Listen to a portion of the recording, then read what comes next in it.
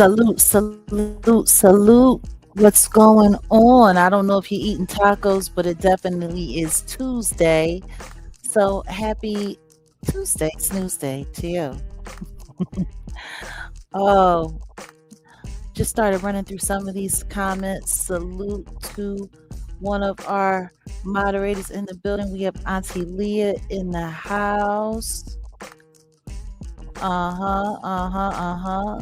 Great advice. Please hit the like as you come in and do yourself a favor, just in case replay gang is here after this is finished broadcasting. Don't forget to hype while you can, if they give you the opportunity to. My God. So, oh, yes. And you know, there are so many different things that we offer, like on our platform. T-shirts, hoodies. I know it's getting warmer, but the nights still get chilly in certain places. We have our God Says No T-shirts. We have our cruelty-free artistry. We have some really cool stuff. You guys should check it out. And for those here on the platform that have already gotten their attire and their memorabilia and stuff like that, everyone loves it. I love it, for crying out loud.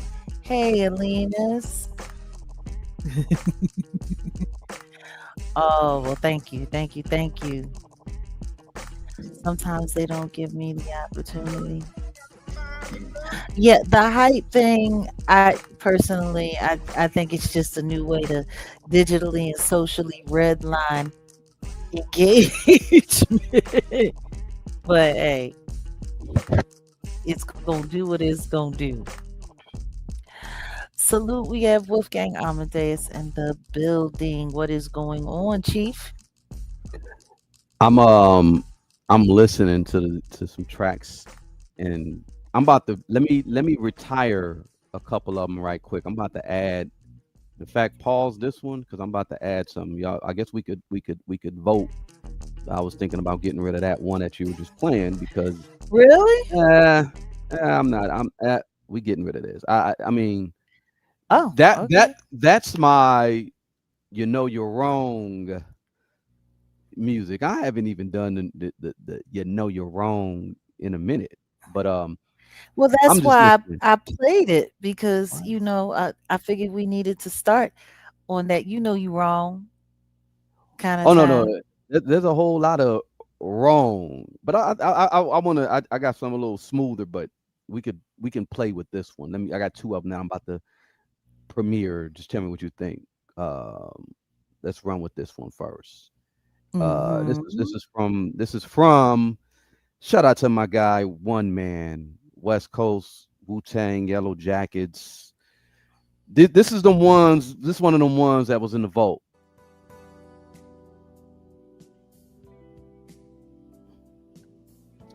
Everybody know that sample, right? You know, yeah.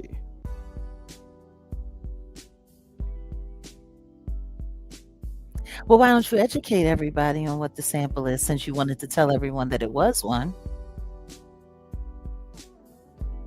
It's not hitting me right away. I totally forgot the name of the damn song. But maybe that's a little too laid back. I don't know. No, Okay, it's cool. okay. And then I got this one.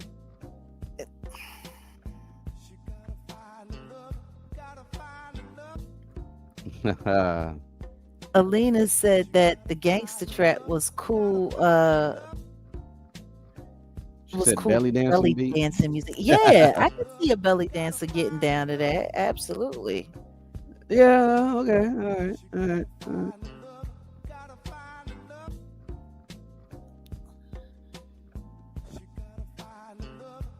She said it's got a Middle Eastern feel mixed with the hip hop. Yeah, I can see that.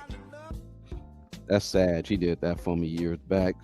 Shout out to Sag from Body Count. All right. I said let's change it up a little bit. That's all. I think. Wait a minute. Somebody was like, "Hey, Frankie Beverly." Mm-hmm. Mm-hmm. Mm-hmm. I mean, that's how we do it. I like how some of my people from the Caribbean they call our original, soul music, 70s music, 60s music. They call it chocolate, chocolate music. I was dying because they're soca. They do the Caribbean. They do all that. You see what I'm saying? Ah, no, it sounds good. Very West Coast vibe. Inglewood. You're not from Inglewood, though. I was born in Inglewood. What are you talking about? Oh, you were? There's a whole lot you don't know. I was born in Inglewood, raised in South Central, raised in Compton as well. Like you're not gonna find too many people that were from all all that. I'm pretty much all over. You sound like me. I grew up in like three different places too, simultaneously. So Okay. it's kind of interesting. I think it's funny that a lot of people really don't acknowledge that people can have like myriad different sides to a personality or even to a life. Right. Not everybody was born in one place, lived in one place, stayed in one place, only had one set of friends, only did. No, some of us have really, really, really been involved in life, moving around, traveling, you know. Now So, oh, thank you so much. Thank everybody you. don't know. Everybody, where does Kanye claim? He claims Chicago, right? But he Hmm. spent time. What did he spend He's from time in China? Arkansas. No, I know he's from He's from Arkansas original. Arkansas. I know that, but he spent time in China. But he's from right. Like it's like anyway. Anyway, it ain't where you're from. It's where you're at, I guess. Well, see, I think that's the thing. It's just, I think people like having control of people's narratives.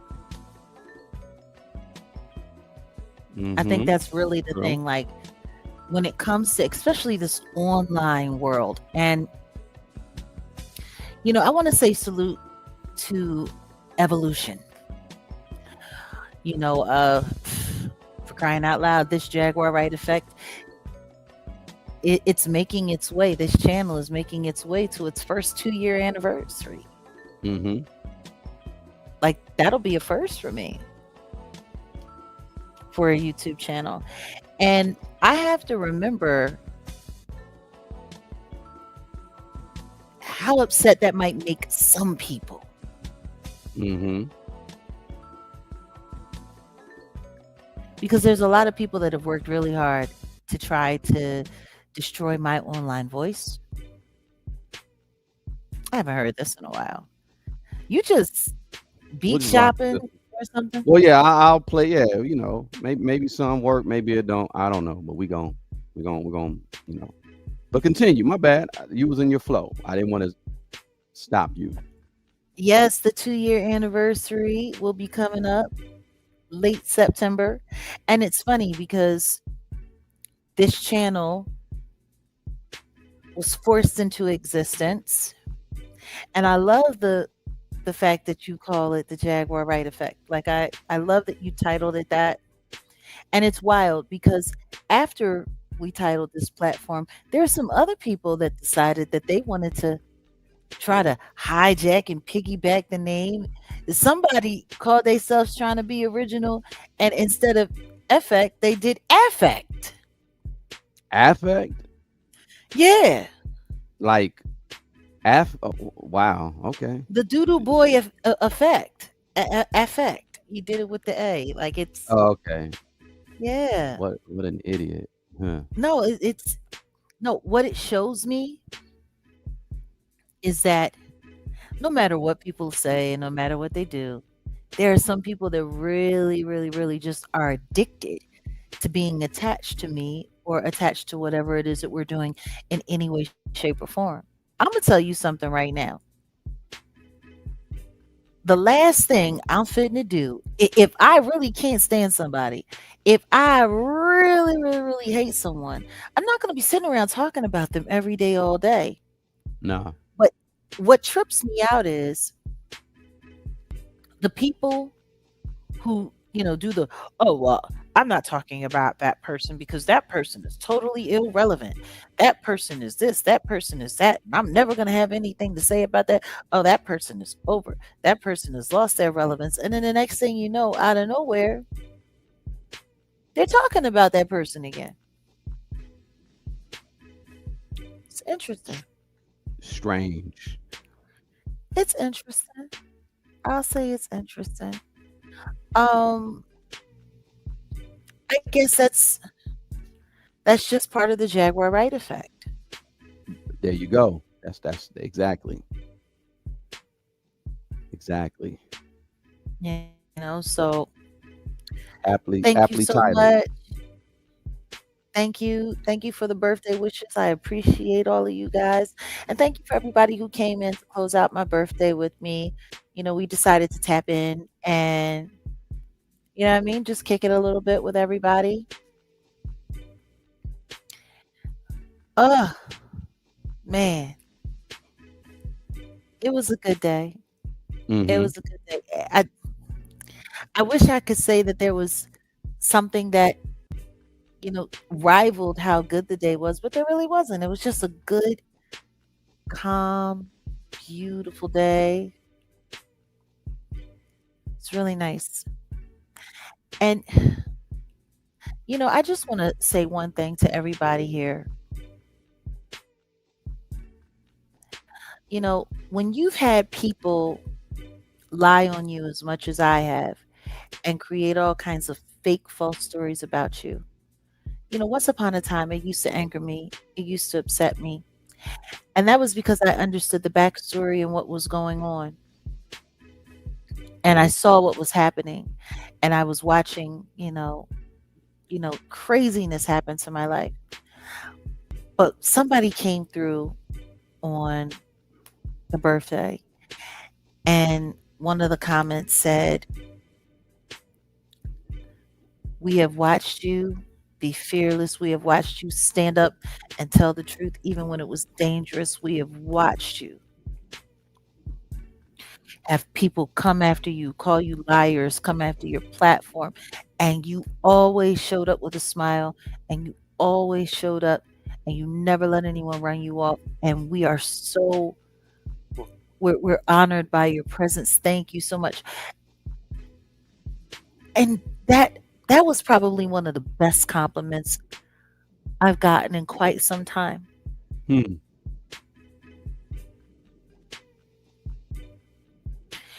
And I think for me, the dopest part about it is that someone noticed. Like, someone actually, there are, and it reminded me, there are people, just because the echo chamber screams to the top of their lungs, you know, Mm-hmm. that doesn't mean that they're being heard, or they're the only thing being heard, or they're even the loudest thing being heard. Sometimes strength, even if you're quiet, just resilience, that does it. That really does it, that does the trick. Yeah. Just to be there, just to show up. So I want to thank you guys for always showing up. And here I am, showing up as always. Yeah. I mean, look, listen to me, Elena's public perception. Let's talk about public perception. There's a lot of stuff going on Well, yeah. that's mm, A bunch of little fires everywhere for sure. hella, hella, hella, hella lot of fires, and they're happening all over the place. I'm just curious, like, you know, Trisha K has been going through a lot, and I know she's under a lot of stress right now because once Cardi B's lawyers come back with the total of how much their billable hours are going to add up to, for the sanctions on them. After they take that and submit that, and they look over it, and the judge accepts it, Trashy K got 4 calendar weeks, 28 days to pay up. Yeah, they'll submit it in about 2 weeks because they had 21 days to submit it. Yeah, yeah. Well, that's the thing. No one has ever refuted any of my claims. No one other than the weirdo people that have been hired to lie on me all day and all night. And it's so funny because when I go back and I think, like especially even with Trashy K, all of the lies that she's told about me. And then she's taking those lies and passing them around to get other people to tell those lies and all of that. I think to myself, how does nobody see that this person is mentally ill? Right now, you're about to have all of your finances totally and completely leveraged for lying, Mm. calling it freedom of speech. Now, see, that's the other thing that I didn't understand, that these people call lying freedom of speech, not defamation, not slander, but freedom of speech. So I'm like, all right, oh, Mm. okay. So now you got to write a check for all of that shit that came out of your mouth. Well, peep the situation. I was looking at the numbers when it comes to attorneys. People, especially if you have high power attorneys, you are a celebrity. You're gonna have some very expensive attorneys, and it looks like it said Tasha K was ordered to reimburse Cardi B 1.3 million in legal fees as part of the judgment. Mm. But the hourly rates for Cardi B's attorneys, the senior partner is likely between what $700 and $1,500 an hour. The associate attorney is about $300 to $800 an hour, and the paralegal That's is about 10 grand. 125. That's 10 grand a day. Yeah, I know. So my question is, she's gonna have to pay maybe hundreds of thousands to $1 million for the legal fees. Mm. She only got about 15K for that GoFundMe. I mean, they got other forms and other means, and I'm sure they're rattling the trees of the people that don't work for them. They have to kick into that pot that they got, because she got that pot that she do. What's going Mm-hmm. on, LP? LP in the building. What up, bro? Yeah, man. Look, look. I didn't mean to cut you. I was just basically like, you got to really think about those figures. That's no joke. That's no joke. I'm yeah. Somebody said not for paying it. You got to pay some. You got to pay that for lying. I'm good. I'm not. I'm okay. So once again, people have issued lawsuits against me, and none of it worked. People have Not at threatened all. lawsuits against me. None of Yeah. it worked. Hmm. Didn't Claudia Jordan say she was going to sue me? I think she did. You want to know what else I find funny? That she talked all that crap about me and said that I'm a liar and I'm not this and I'm not that. But she hangs out with Cheyenne Bryant. Ooh. Ooh. Like, So she's about as crooked as her feet. I'm just saying. And then go sit up there and say, well, she don't need to have no license because she trademarked the name Dr. Bryant. So she can call herself Dr. Bryant if she wants to. Huh? I love how they move the goalposts. Move the goalpost. Listen to me. 333. Okay, so here we go. And I want to ask everybody here a question. And I really, really, really want to know how y'all feel about it. Listen to me. LP, the industry is fried. Fried. Like lard. Sizzling. a hot skillet. Wait. So let's just get clear. If you go to a hospital and they say that they have a surgeon for you, named Doctor, we'll just say Doctor Bryant, and world renowned, world recognized. You can see all of the appearances they had on the morning shows and the Breakfast Club, or whatever the case may be. But you find out right before the surgery that that's just a stage name and that they really didn't finish or complete any of their doctors. Would you want them to continue to keep keep operating as your doctor? I'm just curious, even though listen to me, Dr. Bryant in lowercase letters. Like that's how you know she was lying. That's how you know she knows she was scamming. I'm just there we go. There we go. I'm just waiting on Dr. Pepper. Oh, and somebody said once upon a time Dr. Pepper was a real doctor, actually. Oh, damn. So, well, Somebody said Dr. Pepper was a real doctor and they named the drink. I guess after his recipe. I don't know. That's a daggone shame. That's a daggone shame. I can't. Interesting. I can't. I I can't. I mean, mean, it's the gift that keeps on giving.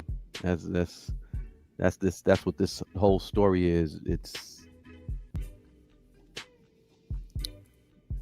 well, it's getting real. And listen to me, Claudia Jordan, not knowing who Kathy White is. I know. I know. Look at them. They look like lovely classmates. It's it's just wild to me because the thing is, and this is the question that I want to know. They had her sitting with Ayala Van Zant so Ayala Van Zant could affirm her Mm-hmm. character as a Mm-hmm. holistic therapist and Mm-hmm. transformational speaker Okay.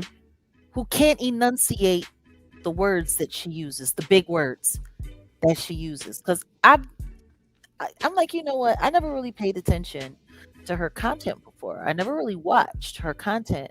Um, I don't know. There was just something of it just something off about her. You know how I am with my energy and my spirit. Like Mm-hmm. I'll just shy away from something. It'll just Yeah. I might not have any, and then what'll happen? Like months later, it'll be like, boom, this person turned out to be a total fraud, Right. complete, you know, That's that and that intuition. Your intuition kicks in, and I've always trusted it. It's always let me know what's going on. But it's that's your animus. Just like the men should leaning on the anima, but the female nature should automatically, if you tapped into your divine feminine, you should just already, absolutely you know. no. But see, that's the thing that trips me out because, like, I'm sitting there listening, and she's talking about, I, my work should speak for itself, and my clients, and I've made a difference in people's lives, and I'm like, you know what? Who are her clients? Like who are her clients? Ray J, somebody, yeah, Ray J is one of her clients, allegedly, right? Okay, so let's look at okay, celebrities and public figures associated with her live sessions or public appearances include Nick Cannon, Hmm. Cam Newton, Shannon Sharp, B. Simone, Jasmine Crockett. What? Jasmine Crockett? What? Are you kidding me? And Rayford. What also trips me out is this whole teen mom family reunion. They had her there posing on television. They also had her posing on television on VH1 Basketball Wives, where her and Brooke got into it. And it's so interesting because, listen to me, if Jasmine Crockett was going to this kook for Mm. therapy, that explains the eyelashes, that explains the loud talking, and that explains why she lost. Birds of a feather. Claudia Jordan, you doing speaking engagements with Claudia Jordan? But when I found out that she had actually tried to run for the mayor of LA, Mm-hmm. that freaked me out. I'm like, hold up. See, this is the thing. I'm not interested, and that's a great thing. That's a great idea right there, Robin. Like, people should actually interview her real clients because there would be no HIPAA violation because she's not a real doctor. Like, if she had a license or whatever, that would be considered privilege. But the truth is all of these people, they've been running their mouth and telling all their personal business to a woman that has no license. So there's nothing protected. Nothing protected at all. But wait a second. I just want to go over a list of some of her clients. And we can just look at the fruit. Nick Cannon, Mr. I make 80 million babies for spare parts and admit that I'm a narcissist.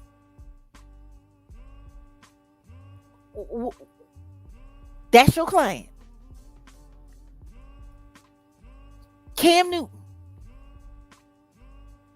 who, in my personal opinion, I'm still not understanding how people don't see, like, there's something off with this guy. Oh, Like, Cam? yeah, Huh. there's something off with this guy. There's something very, very, very off with this guy. I don't care what nobody says. They talk about how much money he has. He dresses like a clown. He looks like a scarecrow half the time.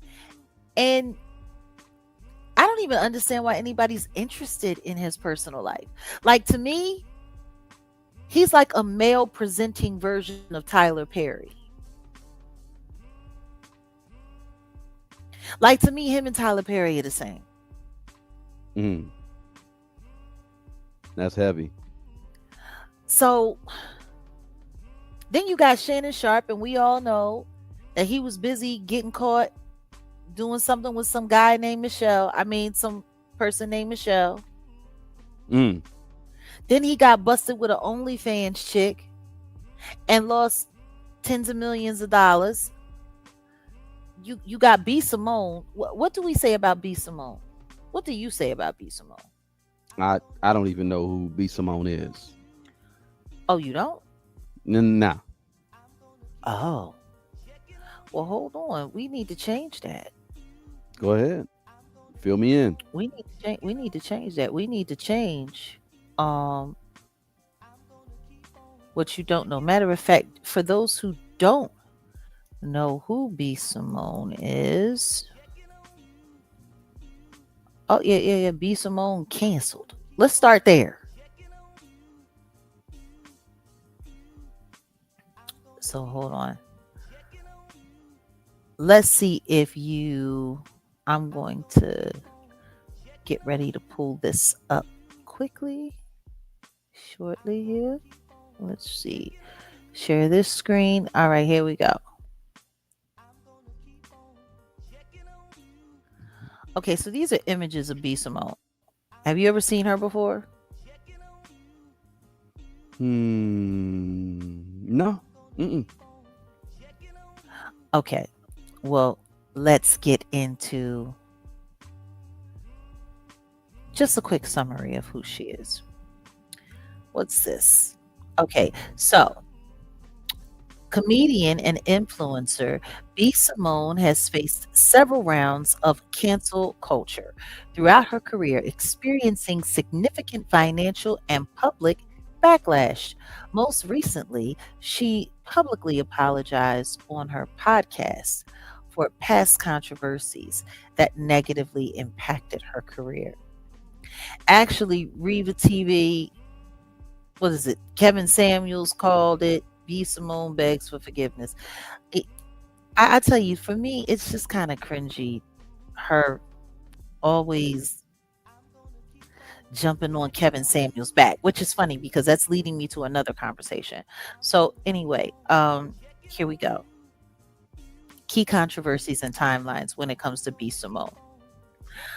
2020, plagiarism and dating standards backlash. Wow. She faced severe criticism when portions of her self help book were alleged to be plagiarized. Simultaneously, she received backlash for controversial dating standards she promoted, resulting in a public apology.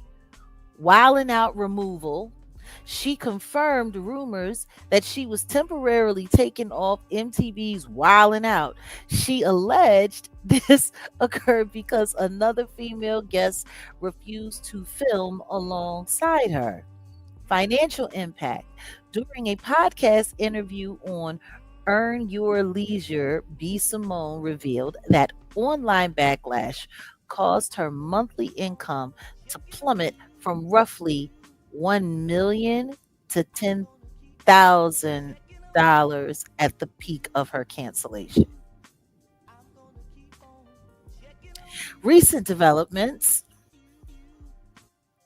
She has faced reoccurring online scrutiny over her monetized content, such as charging fans for a close friends list and discussions regarding her weight loss and friendship boundaries. She addressed the internet on her podcast to take accountability and issue a sincere apology for her past actions.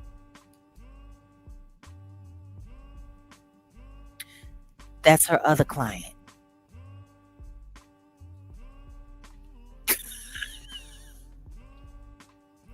I'm sorry. With a client list like that, who is she helping?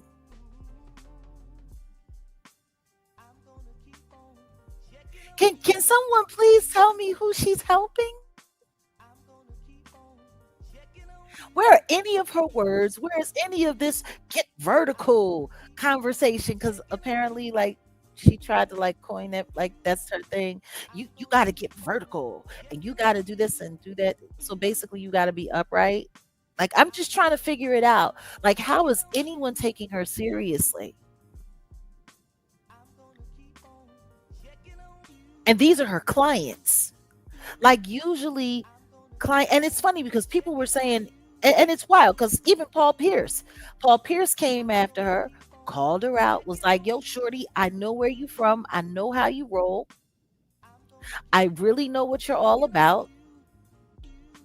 Then she came up with this whole story about this conversation about her being involved with this younger guy who's 9 years younger than her. And the Paul Pierce thing, was that earlier this year or late last year? But I know it was less than a year ago. Like, we're talking only about what, maybe in the past 6 months, that whole Paul Pierce thing happened. And it's funny because she was talking about, oh yeah, well, he's insecure and he doesn't know if he can be the man that I need him to. But I've been spinning the block with him for the past 5 years. But then as I was looking at some of the content that they had on her, that I've seen about her, she was talking about the exact opposite in the advice that she was given, talking about, oh well, if you can't have your, if your man doesn't give you his passcode to his phone, he shouldn't have entrance into your body, and you need to have greater standards, and I'm not just laying down with a man and doing this and doing that, and it's just really wild. But you're sitting here sleeping with this guy for 5 years on and off, and you got multiple other dudes, and just yeah, like I don't know. She just seems to be very problematic. And then when she started talking about the whole side chicks have more power in a relationship than wives. And then that's when I think you were telling me like you think she took like the whole Kevin Samuels thing and kind of like, you know, chopped and screwed it. Cuz I know that you had followed some of Kevin Samuels' content. So I wanted to ask you like in my opinion from what I'm hearing and from what others have said to me, it's like now that Kevin Samuels is dead, she jumped on to his content and then she kind of like remixed it for profit. I don't know. What do you think? Hold on, yeah, I had to take a call. Her essentially trying to slide into the Kevin Samuels role. I could see that because I wasn't aware of Cheyenne Bryant like that, but I know when Kevin Samuels passed, people of her like were celebrating. They were happy, I and know. it was sad. I said that was a real sad situation. But yeah, we already knew there were going to be people that try to come in and try to take his movement or his impact. He was lightning in a bottle. It was COVID. It was people were at home.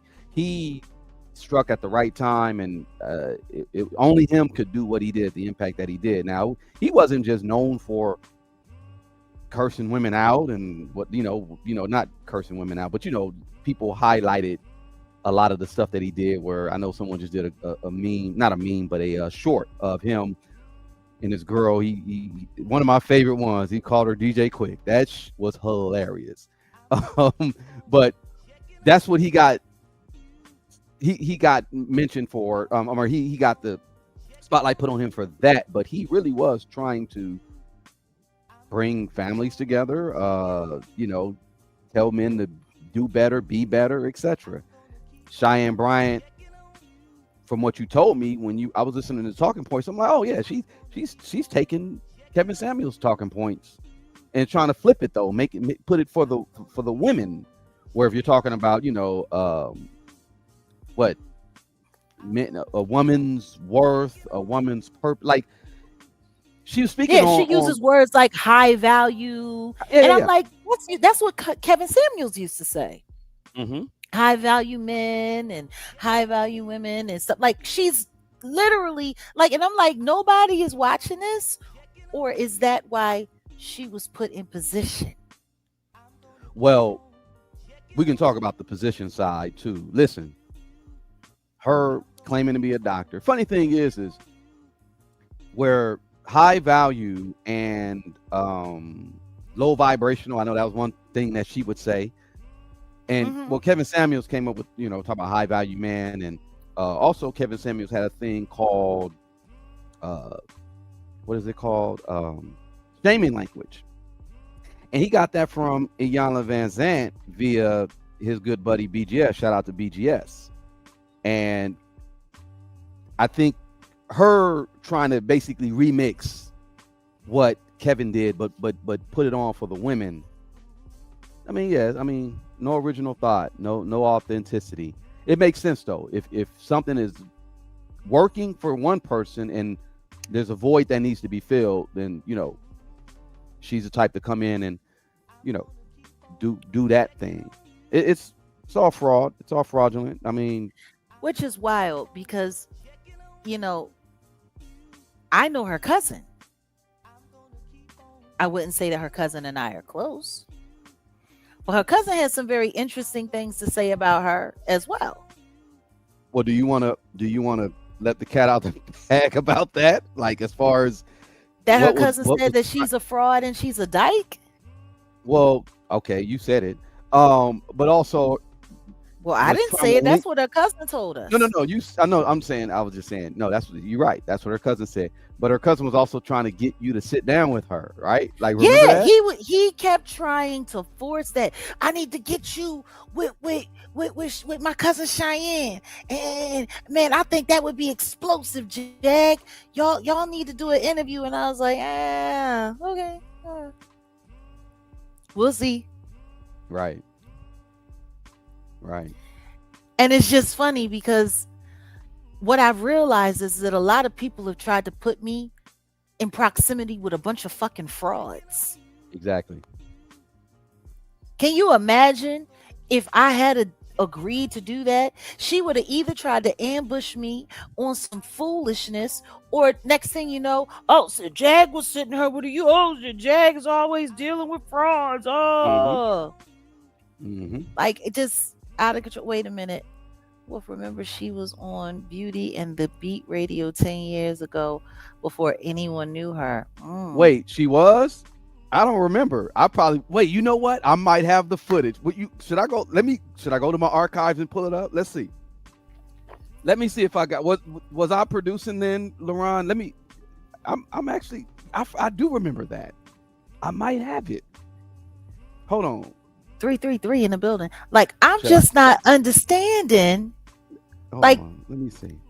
where do I'm, all of these people come from and just get online? Like, and there are millions of people that are listening to these people.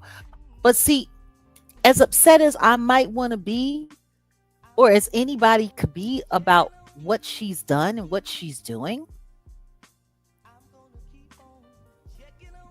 like,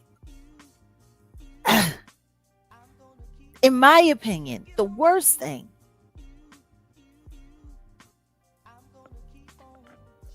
is the people that have validated her. well, that's what I was about to say. And imagine if you would have sat down with her, and now all this is coming to light, and like well, she sat down with Jag, and yeah, they would have just.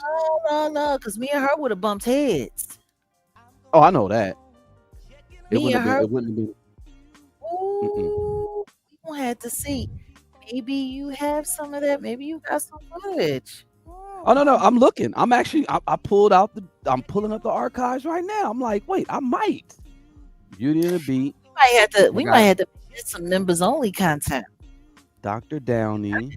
Okay. Look, no, I'm looking through it right now, bro. I remember Dr. Downey. I see the Booby Gibson. I remember Booby Gibson. I produce a lot of stuff for her, and I'm like, wait, I might have the Dr. Brian stuff. And if I do, yeah, members only. It'll be there.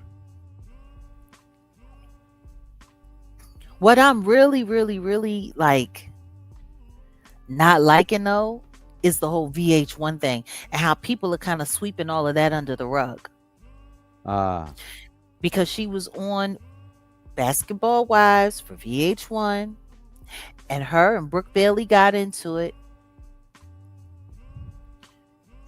and it's ooh, like Brooke actually said, she said on set, part of the reason why they got into it the way they got into it is because she called her out as a fraud.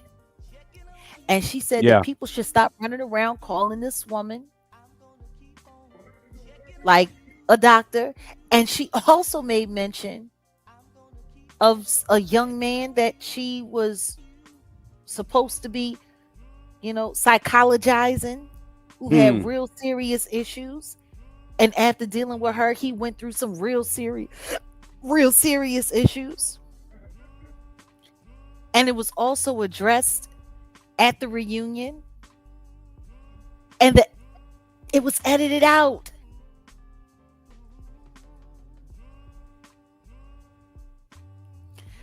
She was on Basketball Wives with Jackie Chrisley, and she was kicking it with Evelyn Lozada. Number one, everybody knows that Jackie Chrisley is a fraud. She has been caught, and I don't know. Like I'm saying, like birds of a feather. You kicking it with Jackie Christie, you kicking it with Claudia Jordan. I just read you the stats on her client B Simone, who got busted for plagiarism in her book. Like, Hmm. this is wild. Yeah, she was psychologizing some poor young man who ended up having a really hard time after meeting with her. And that's what I'm saying. Like, we hear about them keep mentioning all of these so-called celebrity clients of hers, but what about real people? What about real people? And meanwhile, she's sitting there parading herself as a doctor. VH1 is sitting there promoting her as a doctor. Whatever happened to MTV?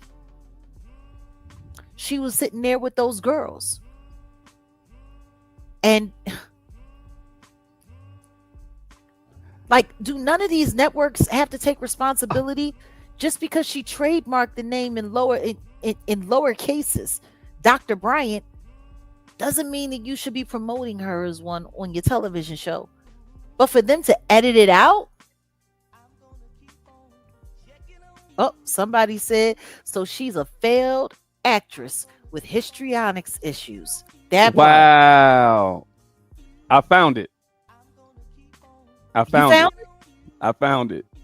But it got music. Shit. You know what? We're definitely gonna do members only because it does have music. But hold on. Yeah, 2015, August 26, 2015. Wow. Dang, LP, that was. Hold on, let me pull it up. That was a long time ago. Jesus. the simple Jesus. fact that Ray J is her client goes to let you know that she ain't much of a therapist. This fool.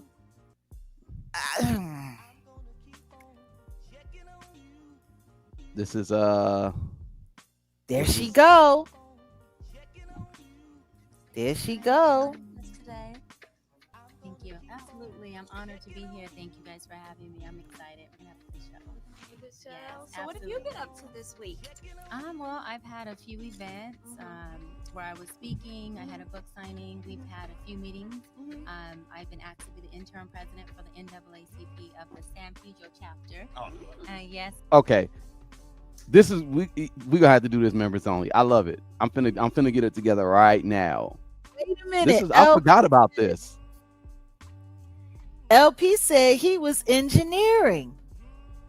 Yeah. He said he got yeah. a story. He got a story to tell. Should we drop the link for LP Sure, go ahead.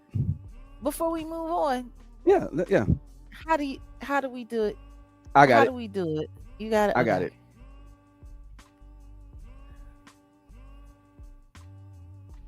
Yeah. Go ahead, LP. Let's go ahead and do it. That's the link right there. The link is for Yeah. LP. LP, please come on up and share with us.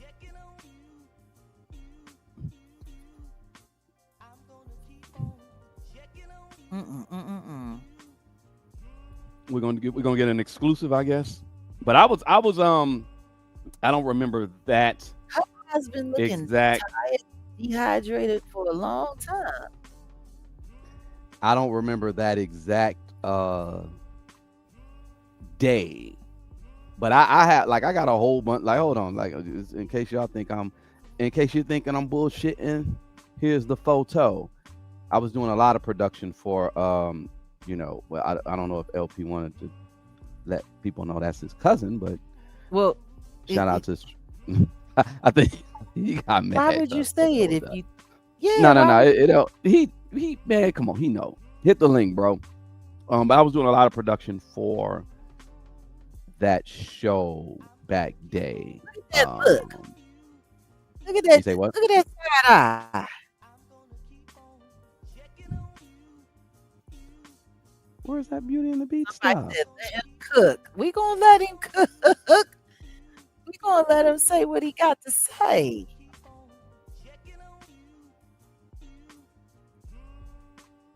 Old Hey, Dr. projects. Jaguar.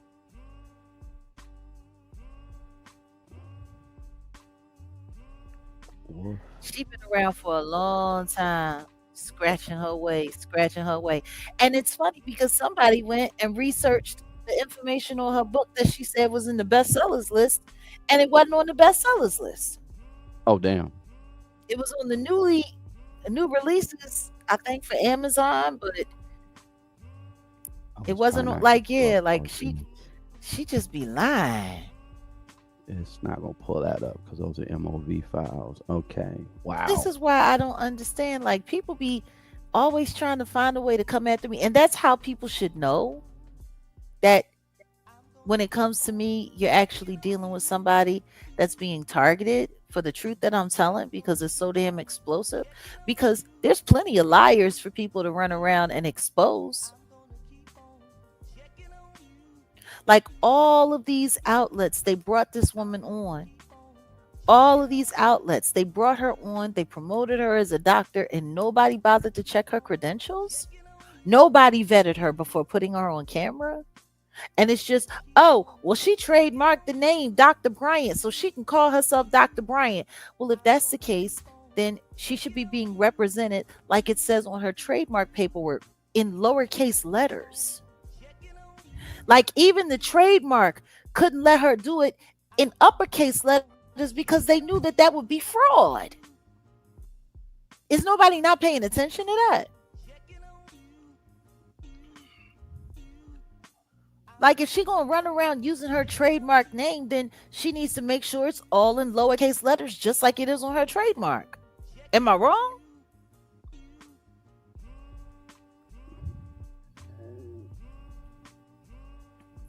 No, you're not Look, wrong.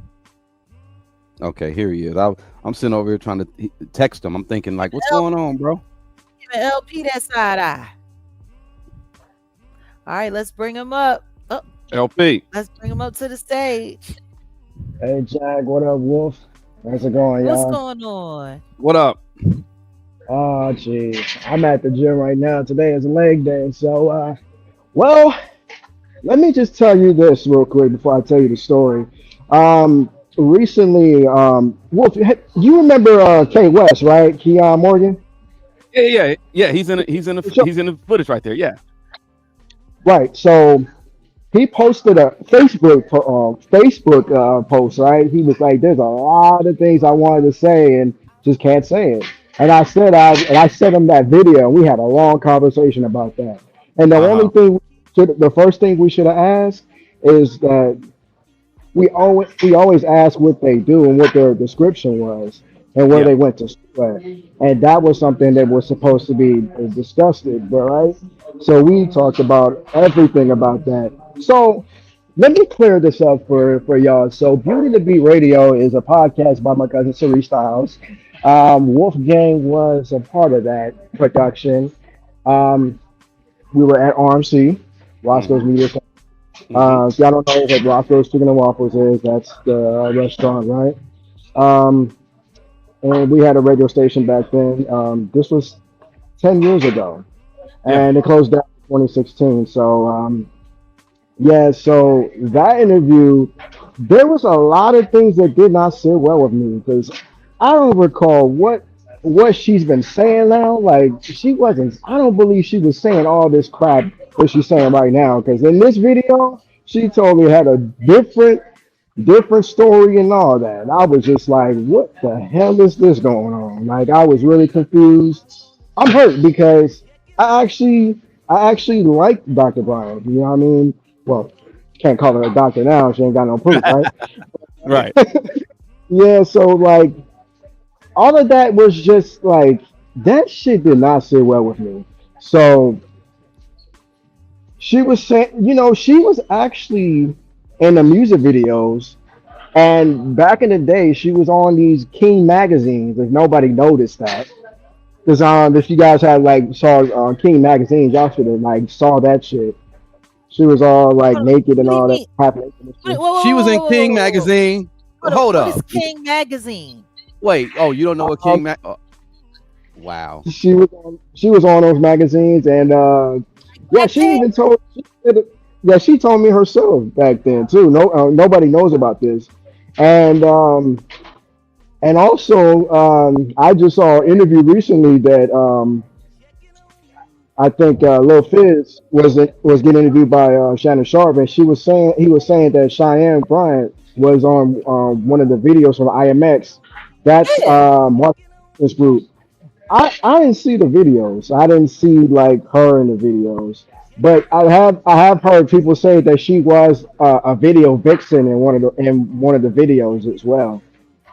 So she was a video vixen on multiple videos that was told to me. But however, when I started watching this interview, I'm kind of just confused. Like for what she went to school at and everything. So she didn't tell nobody that she went to Art Garcia or whatever wherever the school is. I don't even know if that's a real school.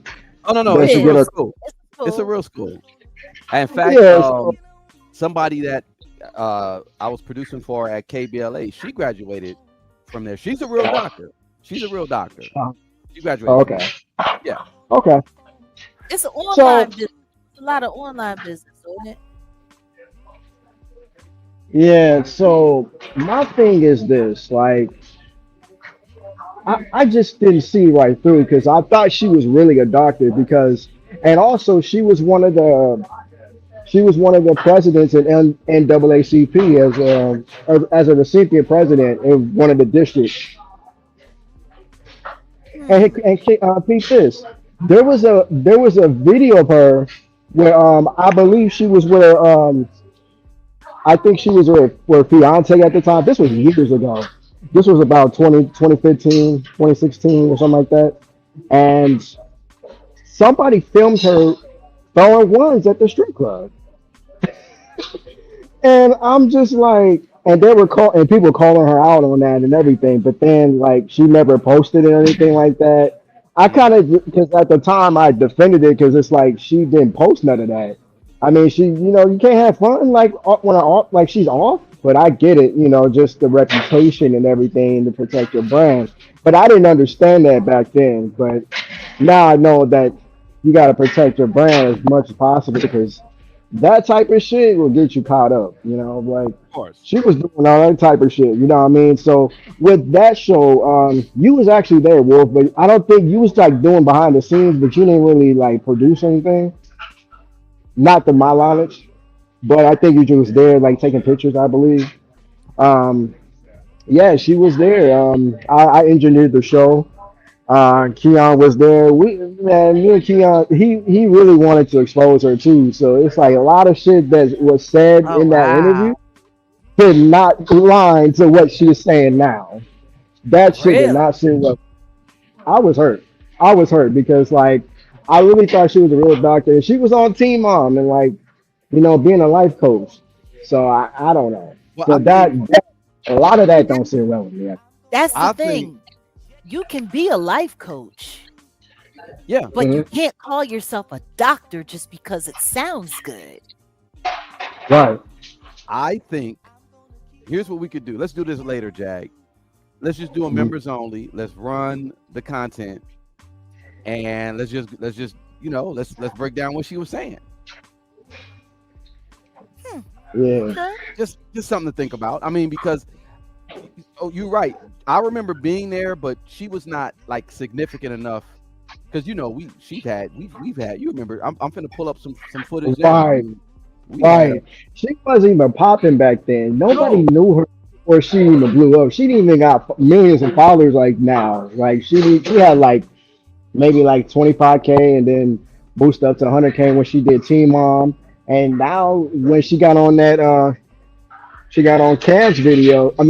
podcast, then she blew up from there. Yeah. So I'm just like I was happy for her at one point, but then getting called out for not having credentials on the internet, that's a totally different thing. Like that did Did not you sit well know with me that at all. she LP, did you know that she was trying to run for mayor of LA when Karen Bass did? No, I didn't know about that at all. As Oh, she must wild. have lied. Like no, Yeah, I she think was she lied literally about sitting that. down with Mark. No, she was sitting down with Mark Lamont Hill and said so. And apparently she never made the primary. She threw her hat in the ring, but she never made it into the Uh, primary. Like she never made it anywhere. I think she did it just so she could probably put it on her resume. It's about But clout. what's wild is she sat down with Mark Lamont Hill and she told this whole story about how, she dropped out of the mayoral race for LA because her being involved was splitting the black vote, and that it was going to cause Karen Bass to win. And so nobody black would win and the Republican would get in. So she had to quit so that Karen Bass could win. And like, this is a story that she tells, and she was telling it saying, well, this is why Cornell West and Melina Abdullah needed to drop out of the race, which is funny because they're both actually doctors with their doctorates. They both Yeah, actually have their dissertations.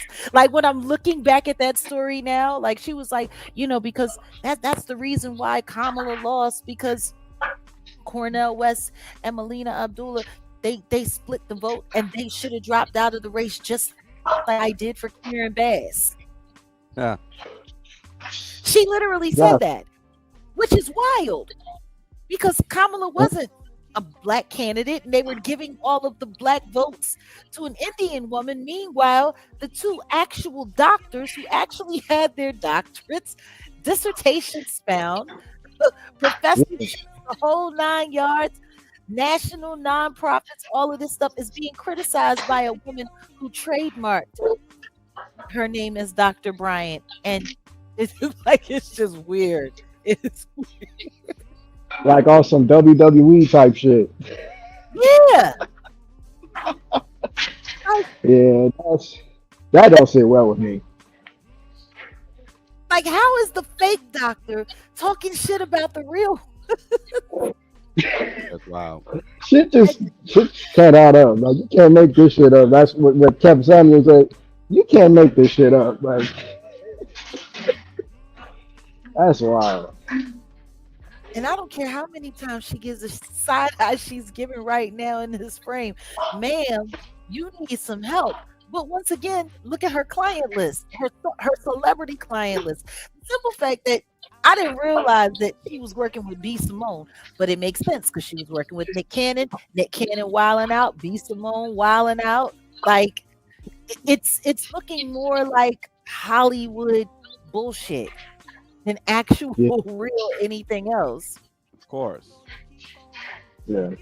While Hollywood is dying, like Done. on life support.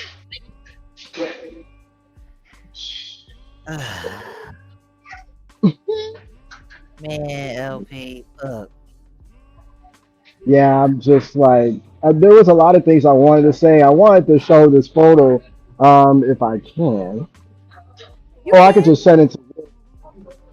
I wanted to post this like on my social media, but because I'm gearing up for 34 Summers, like that shit did not sit well with me. Like I'm totally hurt, like for what I'm hearing. But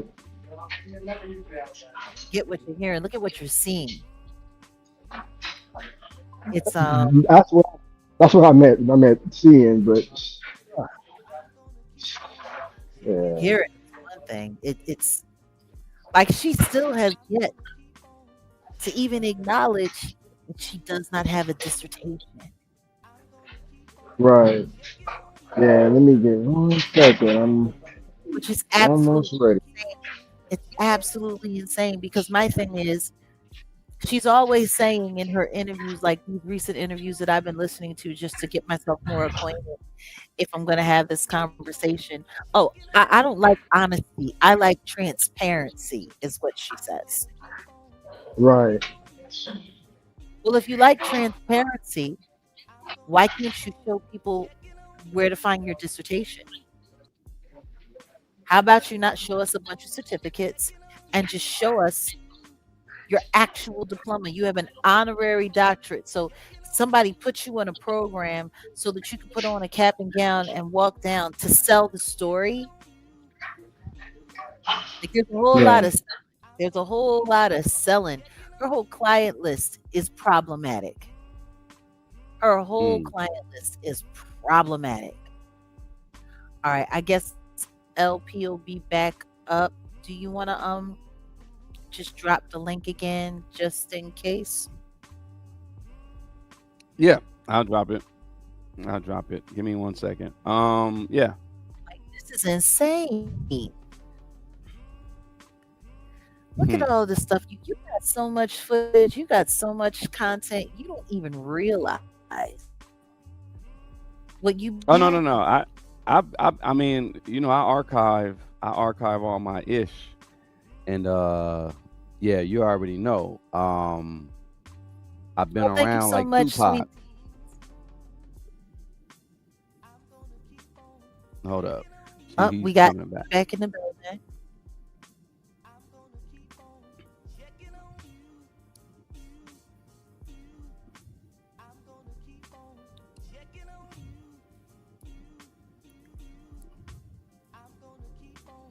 Go ahead, LP. You there? Hold on a second. Thank you so much, sweet teas, for the birthday acknowledgement. Thank you so much. Keep those birthday wishes and those birthday blessings coming on in. Go Oh, ahead, LP. there it Yeah, so is. that's the picture I wanted to post on social media. That did not sit well. It's like there's a lot of shit I want to say, but I'm gonna wait till the morning. I'm waiting till 34 Summers come out. But it's like it's crazy how you can portray like roles of being doctors, therapists without like credentials. It's like me actually having a degree in recording arts from LA Recording School and not having a degree at all and not having any experience, which I have the experience.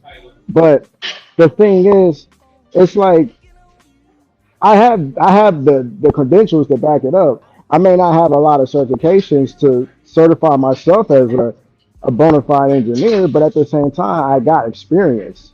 And I've people who've seen Wolfgang saw it. Like I got proof. So it's like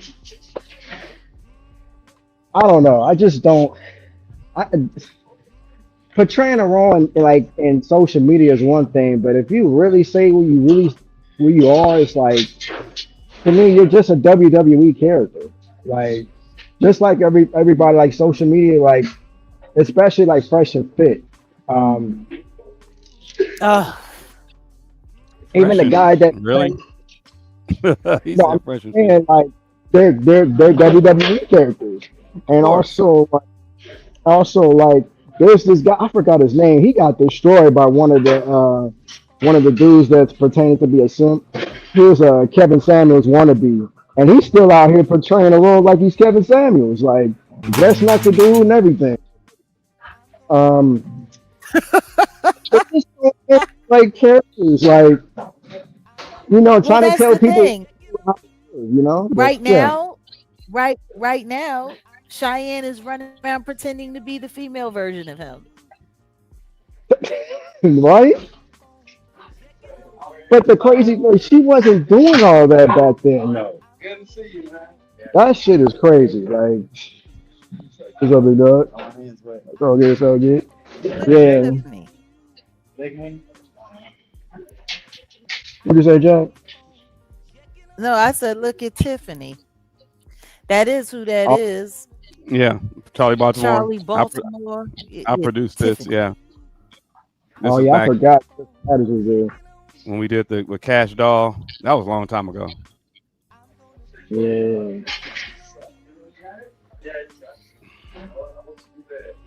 Entertainment industry. That's what it's entertainment industry. That's what it is. In these streets. Yeah. Entertainment in the streets. Oh Somebody yeah. business It's It's in on the the damn streets. thing out. no, it's just wild Yeah. to me because there are so many people that have really great talent. There are so many people that have so much to offer. There are so many people and they're sidelined and they're blocked. And then you see people like this who come through and they're willing to play a role or they're willing to, you know, like Yeah. for crying out loud, let's just be honest. That Kevin Hart roast was problematic. It was problematic on so many levels, and nobody's really paying attention to how problematic it was. And I thought it was interesting what Umar had to say, talking about the roast and talking about, oh, if y'all do this again, we're going to cancel you. And I'm like, if the black community was half as strong as it should be, it would be cancel everybody that had anything to do with that. Because what I really want to know, like Umar, he said something about the writers who wrote those jokes, because I don't think anyone's really paying attention to the fact that most of the people that were cracking that crap that they were cracking were contracted and paid to say whatever came up on that teleprompter, and it was written by somebody else. But I guarantee you, if the man who wrote all of those nasty ass jokes about Cheryl Underwood is milky white with blue eyes and blonde hair, people would not be so cool. They would not be so cool with accepting it. I don't know. Maybe I'm tripping, but mm. Yeah, I mean, how do you yeah, guys feel about that? Like, for real, because those were writers that wrote those jokes. Those people that was talking all that stuff up there, they weren't the ones that was saying they didn't write that stuff. That wasn't coming from them. That came from a bunch of staff writers that they hired. Who are the yeah. writers that wrote that stuff?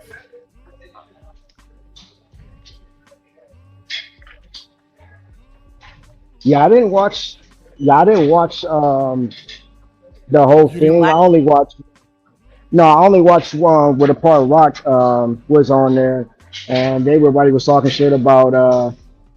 He was talking shit about Kevin Hart, about the movies they were in, and the only thing, and they was talking shit about Draymond Green. So I didn't really catch all of those because I never find Kevin Hart funny. So I was like, I didn't see the purpose of watching it like that. So I never saw him as a funny character. You know what I mean? So I mean, a funny no, comedian or actor.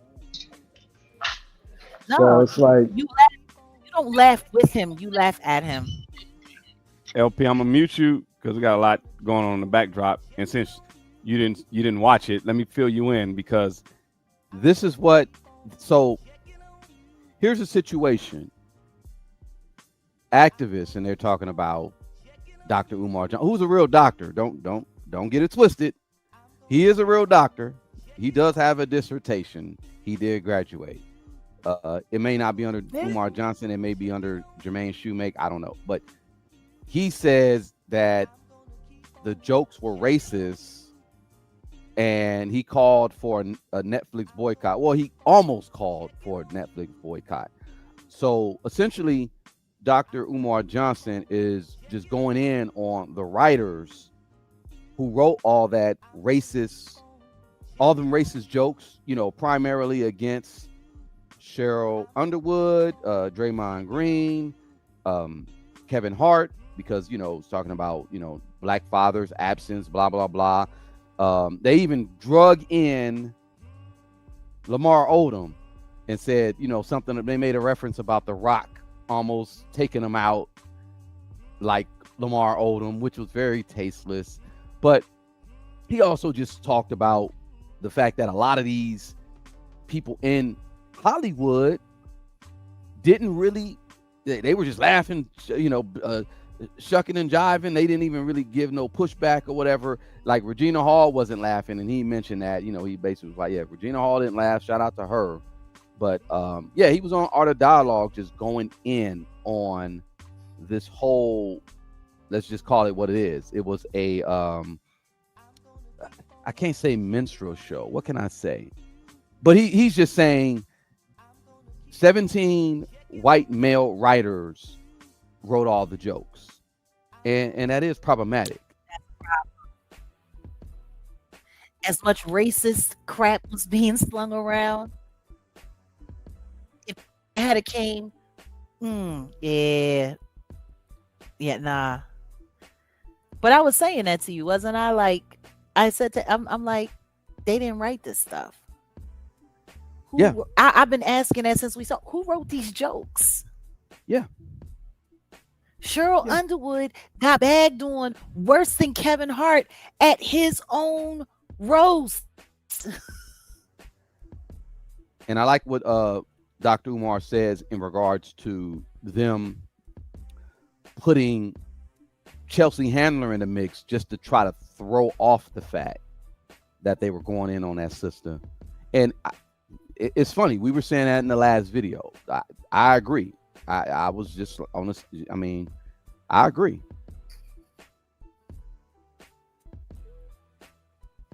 LP still with us? Yeah.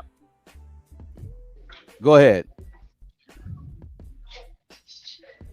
Oh, I was gonna say that's the primary reason why I don't watch these type of shows or move like shows like that scene is because shit like this, you know what I mean? So it's like it's all entertainment at the end of the day, but it's like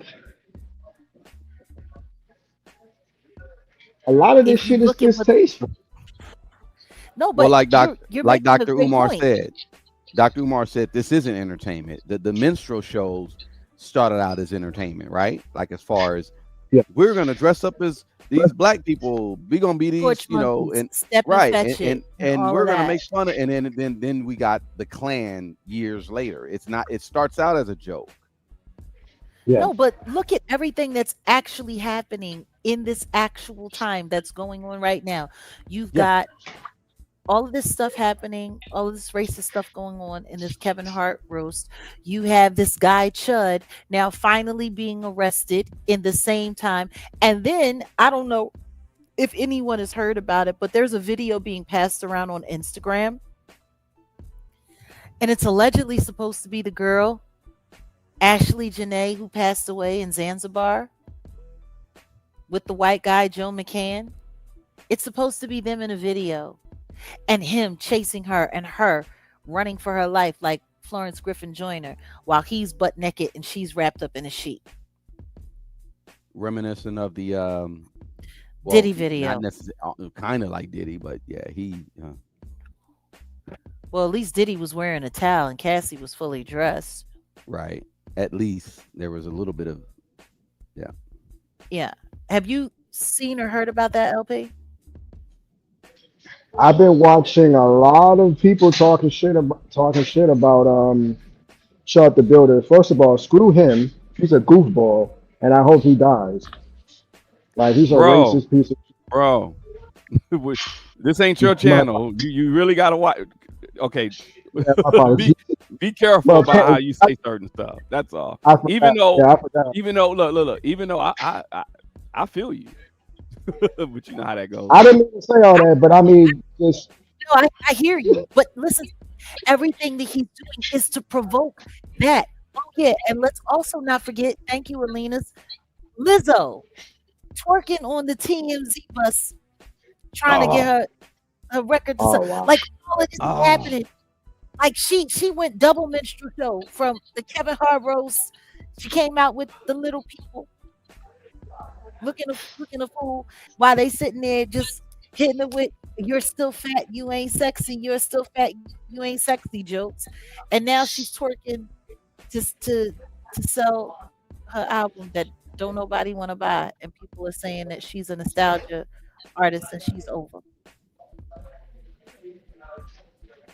Like, if are we not looking at like the kid? Ugh. It's like they're trying to force a race war. Yeah, They're trying to get everybody in their feelings. Personally, I think this guy Chud, I think he was hired to do exactly what he's doing. I don't think it was yeah, real. I think he's WWF too, yeah. or I believe so too. WWE. But yeah, my apologies. I just no, I just no. oh no, don't trip. We got you. You don't have to apologize for being honest about bullshit.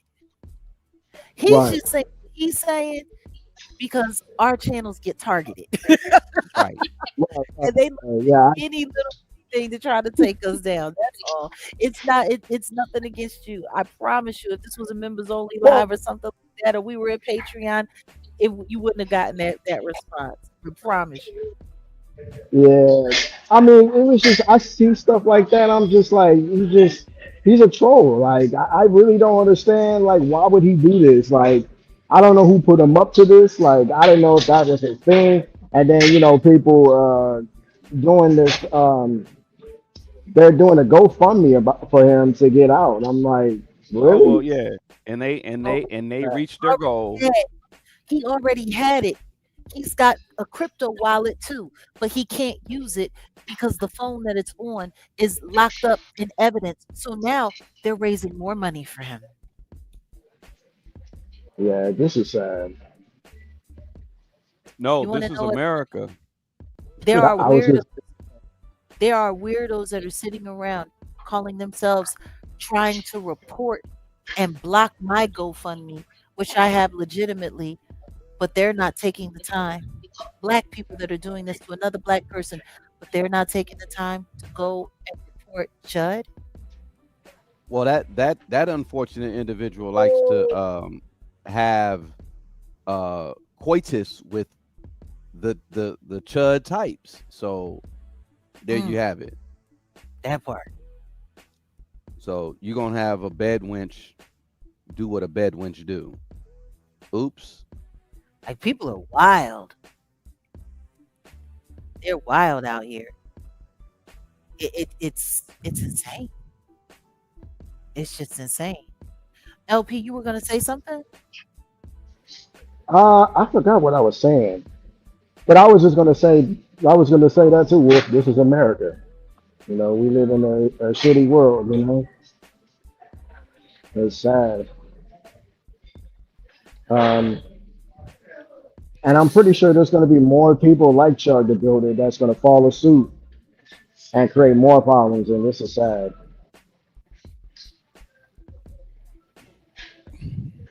Man, like this is I feel as though everything that we're seeing that's happening right now is Yeah, happening intentionally. I think all of this is being like all of this stuff, all of these nasty little situations popping up around the same time. A white man chasing a black woman who he was supposed to be engaged with that people have been suspecting he might have had something to do with it. And it's funny because if you look at the video, it's very ambiguous. You can't tell if it's her, it's actually him. Like they look similar. Like it looks like it could be, but there's no close-ups on face. You really can't see anything. You see a very, very, very Caucasian man chasing mm, after a chocolate woman and her running like the Dickens and him running behind her. And then at one point, he lunges after her, falls flat on his face, and she gets away. You don't see anything else. And now that's on Instagram. yeah. Didn't that make it to the news? I How heard about it, but I've seen this type of stuff on social media before. It's just sad. What I mean? It's just really sad. And I think we got to do better as human beings. It's not just us, just everybody. But it's like, just curious how real it is because I can't imagine something like that. Because if that's real, then that means it would have came from the hotel security cameras where they were staying. And right. TMZ didn't get it first. TMZ gets everything first. How did it show up on Instagram before it made it to TMZ? Yeah, that's weird. I mean, am I wrong? It's not real. I don't think it's real either. I don't think it's real. I, Alina's, I don't think the man was in a wheelchair. I think he might be in. I, I don't. I don't know if he was in a wheelchair. I'm not quite sure. But also, guys, did you hear about the 80-year-old man? I think down in Florida who just got assaulted at his house by some white guy. Now it's funny because this man is actually a doctor. He's a doctor, retired, him and his wife. They live in a beautiful community. And this white guy who's I guess like I think he's like in his 30s or something, early 30s. He's young. His dad, they do contracting work on the houses in this man's actual neighborhood in his development. He walks over to this old man's house. He's 80 like 80 or 82 years old. Him and his wife are living there. He walks up, knocks on the door. He sees him in the ring cam. He opens up the door and then instantly just jumps in and punches the old man in the head. Talking about we don't want people like you in this neighborhood. He don't even live there. This is this man's neighborhood. This is his house. Well, see, the thing is that's the cowardice of a racist. They go for soft targets, right? They're not gonna like. I guarantee you, they ain't finna knock on my door because I'm gonna knock their ass out. So they go for soft targets. They're punks, and It's an 80 year man. that's an old ass man. What the fuck he gonna do? Dead ass. Like it was What is he insane. gonna do? Have you heard about that, LP? Did you like are we hearing about what's actually going on out here in the world? No, I didn't hear about that either. I'm gonna do some research right quick, but yeah, but even that too, it's like this shit is weird. Like I really just don't understand. Like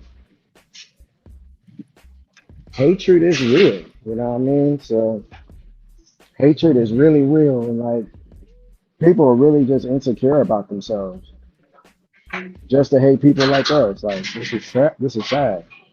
Even like Republicans, like that are black, just deal with the same thing too. Like shit is sad. Mm. Hold on one second here. Yeah, this happened recently. It was May 13th. May Oh, okay. 13th, 2026. It says a recent well-documented uh fitting this description occurred in Florida. It came up on it's in the Orlando area, where 37-year-old Kyle Parrish, who is white, is accused of targeting and assaulting 80-year-old Dr. Otis Lane, a black veteran, at his home in the Villages. Information Wow. on the attack incident. Okay, so Parrish knocked on Dr. Lane's door and lured him outside. Upon stepping out, Parrish reportedly stated, "We don't want people your kind living here," and immediately punched Lane in the face. The unprovoked assault left Lane, who lived through the Jim Crow laws, shaken. Investigators have gathered evidence from the ring camera footage, and the incident is being investigated as a possible hate crime. A possible hate crime? Yeah. Kyle Parrish was That's arrested and booked in Sumter County Jail. good. That's what I'm talking about. I'm just Lock trying to them up. understand how is it a possible hate crime? It literally is a late crime. Like I really don't understand that. No, but this is another disabled black veteran. The guy that Chud shot, he PTSD veteran. Like, what's up with all of these black men who fought for their country and served their country getting assaulted? Yeah, the hatred is real, man. Like this is sad. This is really sad. Yeah, I, I like that's crazy when Papa ain't even safe at home, and the workers who work in the neighborhood, who work construction in his neighborhood, get to just come up and punch him in the face just because. I'm telling you, like all of this stuff. Look, you got stuff happening in Tennessee. You got stuff happening in Florida. You got all of this crazy stuff happening in Hollywood. You got it's and meanwhile nobody's talking about any of the real stuff that's going on. Just little fires everywhere. Yeah. I don't know. I mean, what do you guys think? It's looking to I, me like this is feeling more orchestrated than just incidental. Oh, Uncle Mike is here. Salute to Uncle Mike. Welcome. Thanks for stopping by. No, but I don't know. Like it's weird. There's a bunch of stuff that's going on, like a lot of crazy stuff. Did you hear about the Skims craziness? they're skin crazy now. Skin crazy. Lord. Kardashians brand Skims. So there was a shipment of product that went over to the Oh UK shit. and and it got the shipment got, pulled over. The driver, he's in jail right now, but they found what was it, almost $9.5 million worth of cocaine inside the shipment of Skims. That's crazy. The Kardashians Nah, have. You haven't heard about that? no, I haven't heard about that at all. Yeah, That's crazy. yeah. The nine and a But half yeah, million, and the Kardashians have absolutely nothing to do with it. They didn't know anything about it. Nothing. Nothing. Just the powder fairy. The powder fairy just came and wanted to leave a little something extra in the Skims.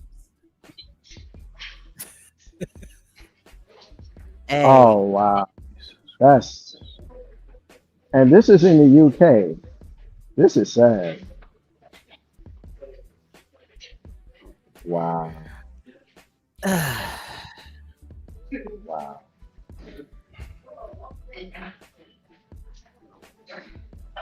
Yeah, this is sad. Yeah. yeah, there's like a lot going on.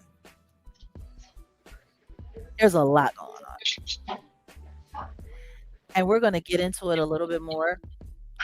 Um, I mean, we appreciate you coming by. It's always good to have you in the building. They sound like they over there working out hard in that gym. Yeah, my apologies. I mean, I didn't know you guys were getting on. That's why I wanted to show love, but I didn't know you guys were talking about Cheyenne. I was just waiting, and then that's why I wanted to tell the story. So Oh yeah, no, listen to me. Glad you came through. And um, I don't know, Odell, you said we're going to hit it up members only with the exclusive content. Maybe we can Well, invite yeah, we'll do LBJ. that later. Yeah, exactly. We can do that later for sure. okay, okay, most def. Okay, so I'll continue my workout now. Listen in on back to YouTube, but I really appreciate it for having me on just to tell the story. Oh no, listen to me. We want to be able to sit down and have a real conversation and bust it up with you about it and maybe, take it a Yeah, little bit deeper. But thanks for popping up. It's so good to hear from you. It's been a while. And I mean, 34 summers? 34 summers. Yes, ma'am. I Still on that appreciate you guys. saying Huh? we're still on that mission, right? Yeah, yeah. We gotta figure it out. Maybe we could do a listening session on Patreon or something. Would that work? Yeah. Yeah. Wait. So you talking about for 34 summers, or you Yeah, talking for your about yeah, no, for your Yeah. project, of course.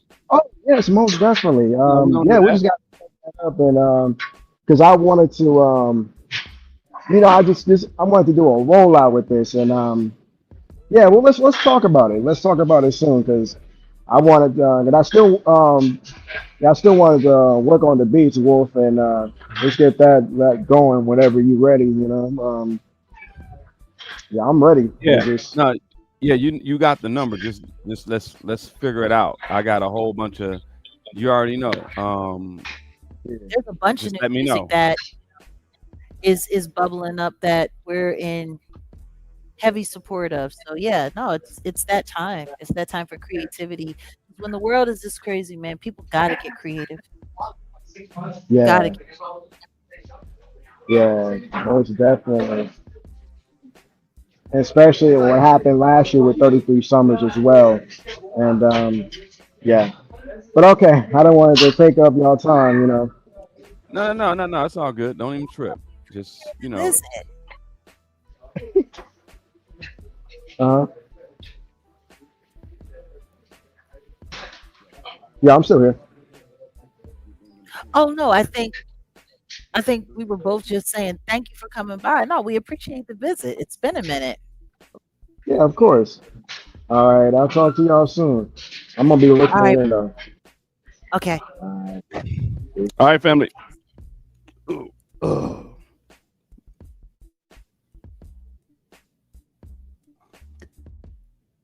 Yeah, LP was in the trenches back in the day over at RMC. So it'd be certain stuff that I forgot. So yeah, we definitely just need to revisit that interview. Definitely was an interesting interview when it came to what we were doing. This is just behind the scenes footage of the stuff that we did back then or whatever. That's all. And yeah, you said, what do you call her? Is her name Tiffany Charlie Baltimore? That's her real name? Her name is Tiffany. Yeah. Yeah. Okay. Hold on, let me see. Maybe I should, but yeah, there she go. Hold on. We saw you looking sexy, stylish as hell. You got style. You got the style game right. She was drunk as a mother. Here in the dance of the wine, tossing it, we drinking. How excited are you to debut your video to everyone tonight? You're excited? We'll What the have to hell? do that on it. Look, this was. The hell? I'm not gonna say nothing publicly. We're gonna do this behind the scenes. Like, I mean, She looked like she was ready to lay out on the floor like she did at Club McDonald's when she was trying to get in that Biggie Smalls video. Hey, yeah. I'll do this behind the scenes. I'll play all this on the members only because I think besides the Cheyenne Bryan interview, this was funny. This was funny as hell. She looked trashed. was this the night where one of the Pointer Sisters was there? Hold on. Yeah, they She go looked like she breezy. could barely keep her She eyes was open. she was drunk as a mother.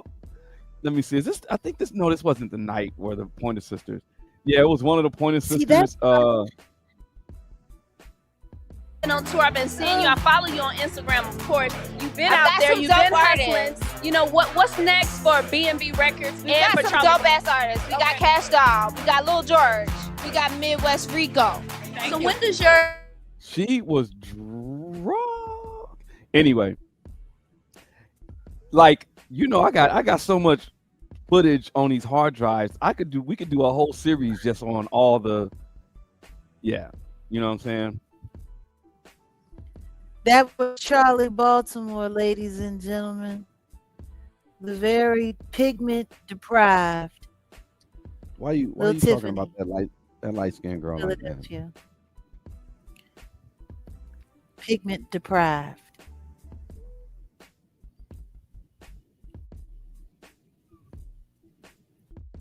You know, that's it. That's all I got to say about it. They had over there on Art of Dialogue When?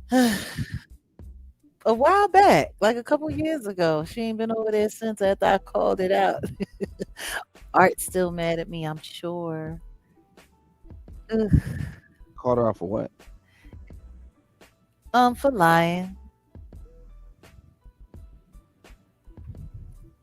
talking about she was Big's main joint, and even though Faith was married to him, she was really the mistress.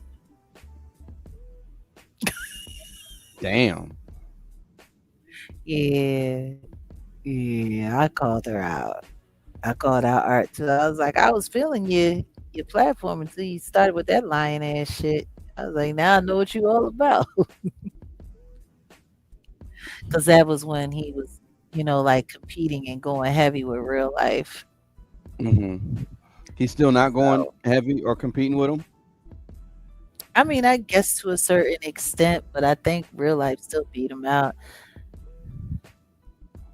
But I, all of these large content creating platforms, they all have they got their, they got their back and forth and they got Yeah, of course. their camaraderie, you know. Mm-hmm. That's what it is. I know. I know. Trust me, I know. Listen to me. You feel like real life is better. A lot of people feel that way. A lot of people feel that way. So let's just because we discussed a lot. So let's do some No, recaps. so what I was trying to get with that whole situation is Well, no, of I course understand. no That's what I'm we saying. can we A can recap. you say you wanted to follow up well I want to get let's figure out when we can do the what do you call it this because I think later on tonight we might as well just do a members only where we just go deeper into the Cheyenne Bryant interview because there's a lot of like copyrighted music that's going on in the background, but we can Yeah. play it and I can go a little deeper and I'll play y'all all the stuff that I got because I produced the hell out of this. Like I did, we got a lot of good stuff for there. But it's funny because now you know a lot of these people, so you have some insight. But that's definitely I'll hit LP up.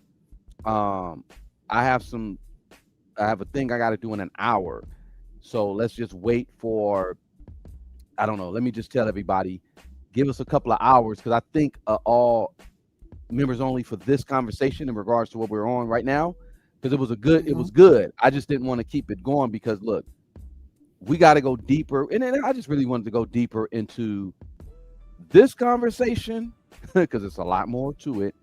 And then let's touch back up on this. That's all because I honestly was just you know there was a lot of noise in the background for LP, and I wanted his. But if he wasn't, he got to be in he'll be done with his workout and he'll be in a better environment for the members only. But for those two Yeah. conversations or whatever, and obviously we ain't capping because I got footage. I'm showing y'all footage that I produce, and I'm showing y'all this is LP. We were there. This is not no. We were there. This is not no. Oh, they're lying. No, no, no. We were there. So members only. We'll get into that. I think that's the best bet, Jag. Okay. Sounds good. No LP like So, closer to like.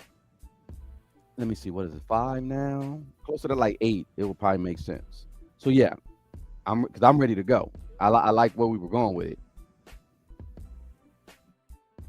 okay. So there were a couple other things. I don't know. Should we keep going or should we? How do you want to play it out? However you want to do it. Well, no. I mean, we're discussing some interesting topics, but it to me like just when we're looking at the whole little fire everywhere concept, just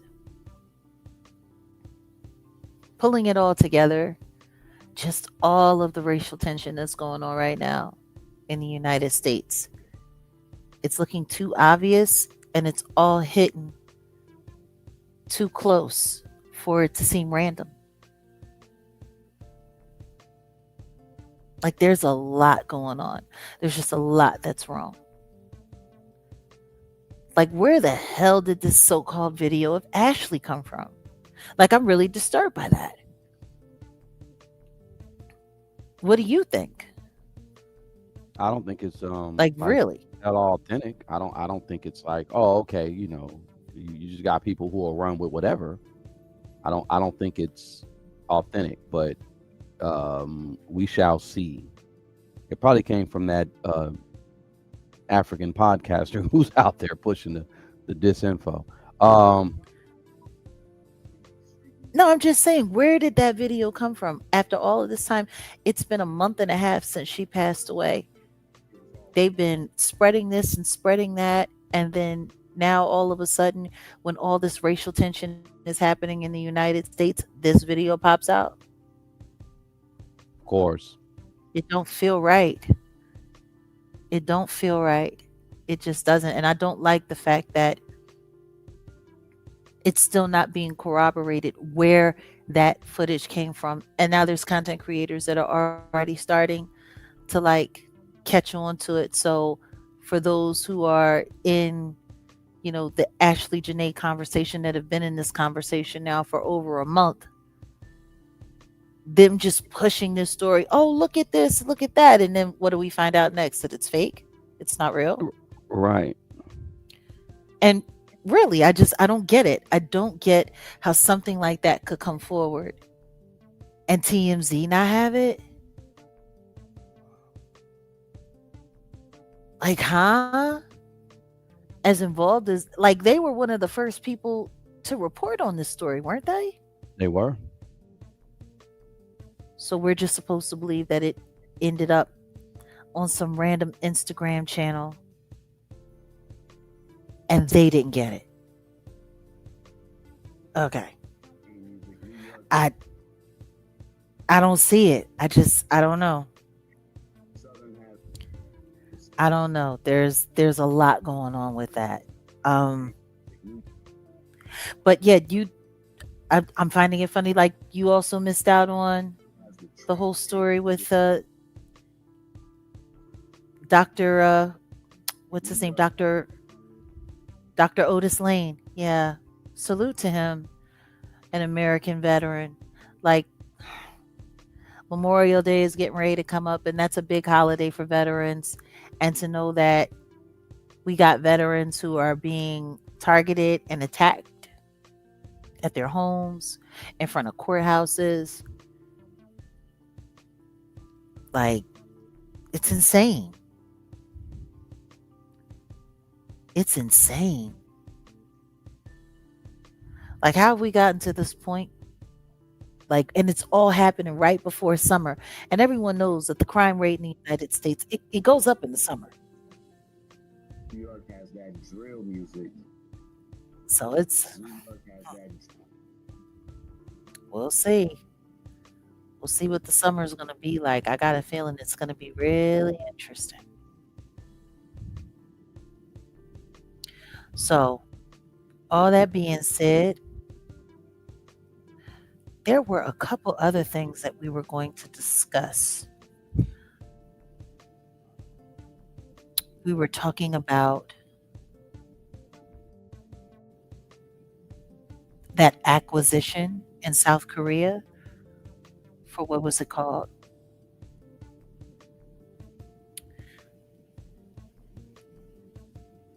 Hello? You there? I'm here. Tencent. You're talking about the 10. Hold on, because so yeah, what I gotta do is, because this is part of the whole production stuff. When you mention certain stuff, that's why I have like a list. But when you mention certain stuff, I pull it up. So I have the article here from Music Business World, where we're talking exactly about that whole little situation with the acquisition of a bunch of different audio platforms. Tencent Music. This is Tencent Music, and they're based out of China. And as you can see here, it's an audio Chinese audio platform. So they're looking to purchase or they're looking to just basically get a market share of this podcast game. A lot of people don't realize how much money can be made with podcasting, and I don't understand why people sleep on podcasting. A lot of people are not looking at television like they used to. They are listening to podcasts as they work, as they drive trucks, because you got a lot more truck drivers, stuff like that, etc. You cannot visually look at a video or a podcast. Well, you can look at a podcast at work, but it's 9 times out of 10 they're listening, and these companies are realizing, yeah, well, if we want to get into the advertising game, we got to get into this game right here. So this company is a Chinese company, and they are looking to get into this game. They're looking to buy a lot of the market share when it comes to podcasting. Here's my notes. This is just interesting because I think Jay-Z had some tie-ins with a South Korean record label, music company. They mentioned it last year after his whole little, they were in the Middle East, and then like a couple of months after that, like, what was it, like maybe 2 months after they lost the bid on the casino, Yeah. boom, this popped up. Yeah. So essentially what it is this, man. This entertainment company here, they just completed the acquisition of a Chinese audio platform. Zemia? I'm sorry, I can't. Malaya. Is that what it is? Zalaya? Zamalaya. Okay. They industry, so this is what's going on. The industry is consolidating voices and platforms. Tencent Music completed the $2.4 billion acquisition of Zamalia. And this is China's biggest podcast audio platform. There's a lot more people in China than there is in the United States and in Europe, right? So Yeah. it's all about advertising. But the angle is industry consolidating platforms. So, and I figured let's bring this up because I figure it's a good conversation to have in regards to what's been going on just with music in general, entertainment industry in general. You said it yourself. You said a lot of these artists are forced to go out and perform now. Why do you think that is?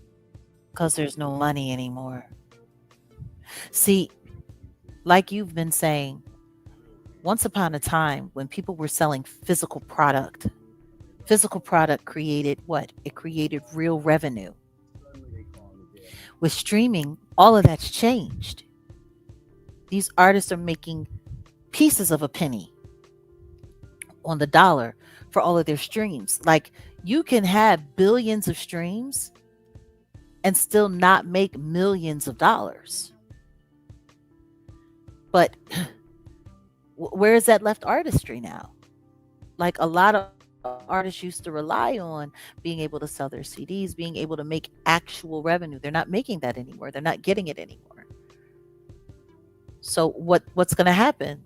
Got to get out on the road. Like I was telling you about that short that I saw of Michael Blackston, and he was looking at his royalty checks from like Wildin' Out and stuff like that. Mm-hmm. And like he got like 11 checks, and it all totaled to under $10. Mm-hmm. Like, these people are not making money off of their residuals like they used to. Radio isn't what it used to, and streaming has pretty much taken over. And the streaming money, it ain't what it's supposed to be, at least not for the artist. For the companies, it's great, but not for the artist. So the only other place, that's what he said. He was like, look, see me in Washington, D.C. at the Improv. I'm going to be there on this date and this date. If we're going to make this money, we got to get back out on the road. And meanwhile, while that's happening, you have other reports that are saying that these shows aren't selling the way they say they're selling. There's a lot of people out there, and people aren't buying the tickets. Why aren't they buying the tickets? I don't know. Maybe because of the economy. Like, it's getting crazy. It's going to be a really interesting summer. That I do know. That I do know. And I don't think as many artists are going to be able to pull off what Kanye pulled off at the top of this year. And it's wild because even his tour dates are now being silenced. No one's talking about him. Like Of after course he not. did what he did at SoFi, didn't another one of his concerts get canceled in Europe somewhere? Did it? I didn't look that up. I didn't see. Tell me about it.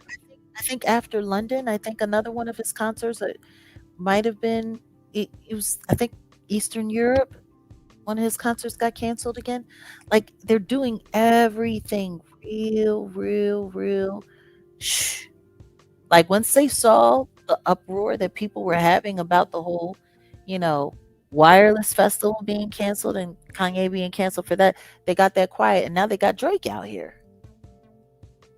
And then that whole thing with Drake and then Rick Ross coming out and going against Rory and Maul and saying what he was saying about Biggs from Rockefeller Records and then turning around and retracting what he said a day later. Like there's a lot of stuff that's bubbling underneath the surface. And meanwhile, everyone's just talking about who's wearing what at Cannes Film Festival. Like, do you know I totally forgot about that. Like that the Cannes Film Festival is going on right now. Oh, it is, huh? Yeah, it is. I totally forgot about that. Yeah. I'm I'm not even thinking about it. Like it's not even on my radar. And I'm sitting there and I'm looking like people are really concerned with red carpets, with the state of the world being what it is. And this is what people are concerned with? Red carpets and couture? Welcome. Welcome to the channel. Guys, we have a new member here. We have Sarai Israel. Welcome. Hopefully you'll be able to make the members only live where we'll be having a deeper conversation and discussion on Cheyenne Bryant, lowercase d for doctor. But yeah, it's there's just a lot going on. There's a lot going on. So I don't know. Maybe we're gonna wrap it here or and get ready for tonight. Whatever you want to do, it's up to you. No, I'm just saying. Was there anything else that we were discussing?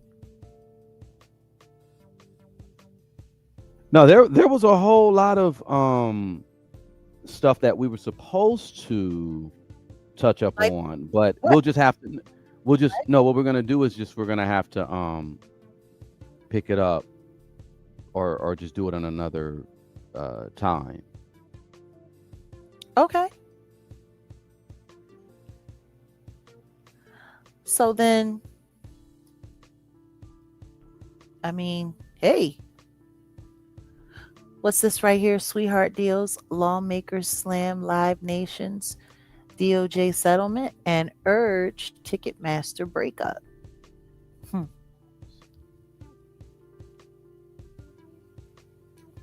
What's your take on this? That's part of the conversation in regards to the industry consolidating and split ups and things like that. They're covering up a lot because with this situation they need to break up Ticketmaster and Live Nation because it's basically a mafia. It's a monopoly, and everybody sees it for what it is, and that's why they were sued. So that's essentially why I even brought this up. I was pretty much just talking about the fact that I wanted you to speak on the fact that how this entertainment industry it's about to eat itself. Someone Yeah. made a comment about Drake. Now I wanted to get deeper into that. So when I set things up, I was trying to produce it so that we could carry the conversation to where people could, number one, follow what it is that we're talking about, leaving breadcrumbs about certain conversations when it comes to what's going to happen in the music industry. This is why I said, this whole thing just got kind of like derailed. I'll keep it a buck, but I wanted to get into where this industry is going, entertainment wise. Drake dropped 3 albums, so that means that Drake is done with UMG. Someone made a comment, I think it was Joe Budden, saying that if no, maybe it wasn't Joe Budden. I don't know. I have to look it up. But if Drake goes independent, the music industry is done. And I'm not a Drake fan, not a Drake stan, but they got a point, because you got to really think about who's left. Kanye is left when it comes to superstars. Someone who would, I would go out and go see Kanye. Like he's that entertaining. He has good music. He has I'm not gonna go see Jay-Z. Not like that. And I'm not a hater of Jay-Z, but I'm not interested in going to go watch a boring ass Jay-Z show. I'll go watch Blastmaster KRS-One. KRS-One puts on a show. I'll go watch Busta Rhymes. Busta Rhymes puts on a fucking show. I'm not gonna go watch these boring ass rappers. These new ones, they're whack as fuck. So Drake is probably the only person that I can say contemporarily wise right now who can carry the entertainment industry on his back to a degree. And like I said, I'm not a Drake fan. I'm just letting y'all, I'm being real.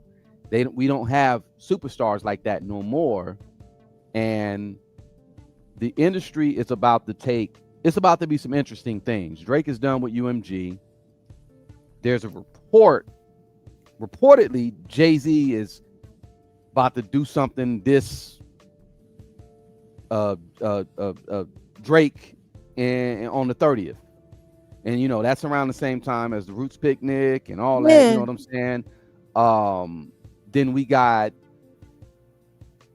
like I said, I said the whole conversation kind of got derailed because of the way I was trying to take the conversation, because it all makes sense. I'm starting to just peep of how things are moving. The topic at hand, and it's in the description, we're talking about Selena Gomez and her and Benny Blanco getting together. That's supposed to be this like Hollywood power couple. Yeah. And then we got, and nobody's talking about the nature of that. Well, that's what I wanted. That's why I wanted to. We're just gonna have to revisit, because that's what I wanted to talk about. Drake took shots at many power couples, not just Beyonce and Jay. He just said power couples, but that could be LeBron and his wife. That could be ASAP and Rihanna. That could be Beyonce and Jay-Z. Because Drake is single. We all know that, and people clown him for that shit. And it is true. He's a grown like ass Diddy. man. Right. He needs to be clowned for that. That. Anyway, long story short, I'm just paying attention to a lot of things that are going on, and it's moving at a micrometer. It's not nothing major, but the Tencent deal overseas, what's going on there, the situation with Drake, and it's about, I guess it's about to be like a hip hop civil war, Drake and friends against Jay-Z and everybody who's tied in with Jay-Z, because who are just his friends? Who's Drake's friends? Future. Just pay attention to who he's doing. You just mentioned Rick Ross, right? I mentioned the whole Rick Ross thing, and the Rick Ross thing was kind of weird, which is why I said maybe rather than ending the conversation, we should just reset it and take this whole thing and put it together, because there's a lot of little things that are happening that seem benign and seem isolated, but when you take them and you put them all under the same looking glass, it feels a little more connected than maybe mass media would want people to believe. That's where I was going with the whole thing. Exactly. Like it's a whole shift. There's a shift going on. Yeah. Breakfast Club no longer really on YouTube like that. They want to get everybody over to Netflix. It's not gonna work. Netflix is doing too much. Joe Budden, I'm telling y'all, just pay attention. But for those, like the same Chinese character for Chaos, it's the same Chinese character for Opportunity, I believe. Mm-hmm. That's how I look at things. But yeah, this whole sit down, this whole thing was supposed to be about little fires everywhere. Even this crap with Kim Kardashian and the drug bust, because that's what happened. There was a guy who was caught shipping cocaine in Skims. Y'all know how bad this entertainment industry is when you like one look. Y'all think the Ray J situation anyway, you're right. We just gonna have to revisit because look, this whole thing is collapsing. I don't think people are paying attention, but I think our So then audience, how they about get it. we just itemize the list right now? We're talking about it. Let's talk about it. Go ahead, talk about it.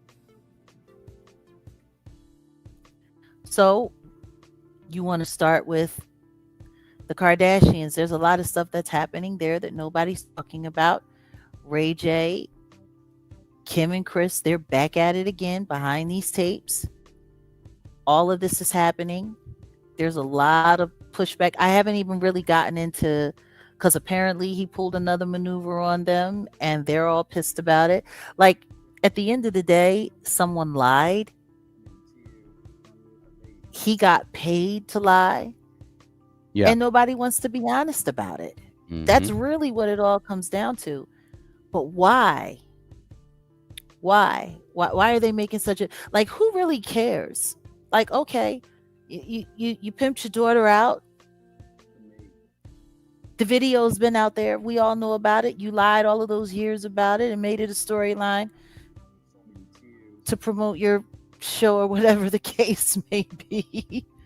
Like, who cares at this point? Do we really care? Why are they working so hard to keep this secret? And I think it's because there are other things involved that they don't want to talk about. Like, the fight that they're having is bigger than a sex tape. When you think about all of the stuff that was going on, like, why don't they get into more detail about all of the alleged money that they stole off of the Norwood's credit cards? Like, there's always been some kind of major theft or major crime around them. Like, even that robbery of hers where all of that jewelry got stolen, that was recently just wrapped up in the news. Like, there's something off with them. But then for this to come, now there's this major powder bust and all of this stuff is in the Skims. Like, it don't feel right. It's no coincidence, and where I'm going with this too is I think there's a power play at hand when it comes to people within the government, because trust me, don't get it twisted, there are people in the government that know certain things, right? And they're covering. Yeah, they've allowed certain people to get away with certain stuff. When you mentioned the whole thing about the Norwoods and Brandy, right?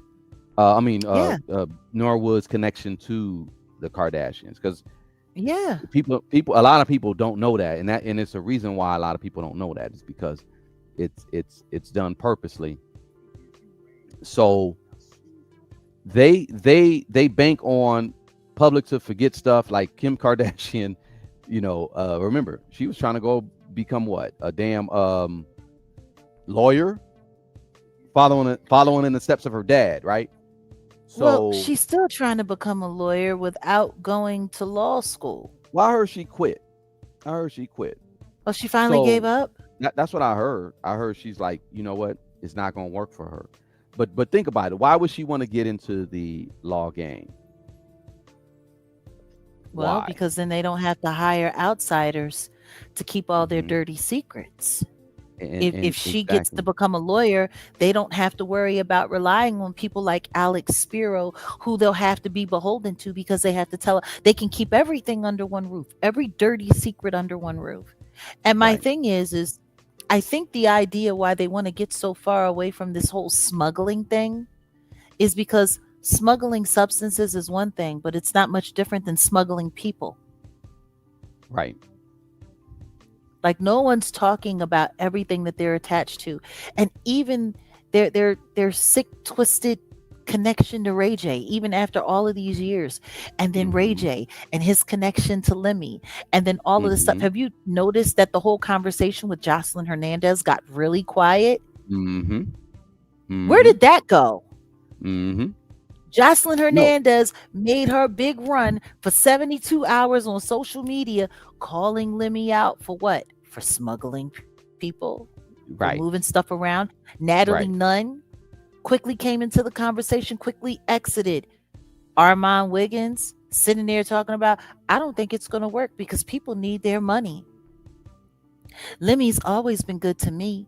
I'm not going to say anything bad about Lemmy. And let I me don't think this is going to work. And then boom. and Lemmy's connection to that country in the Diddy, Middle East that too. and Diddy.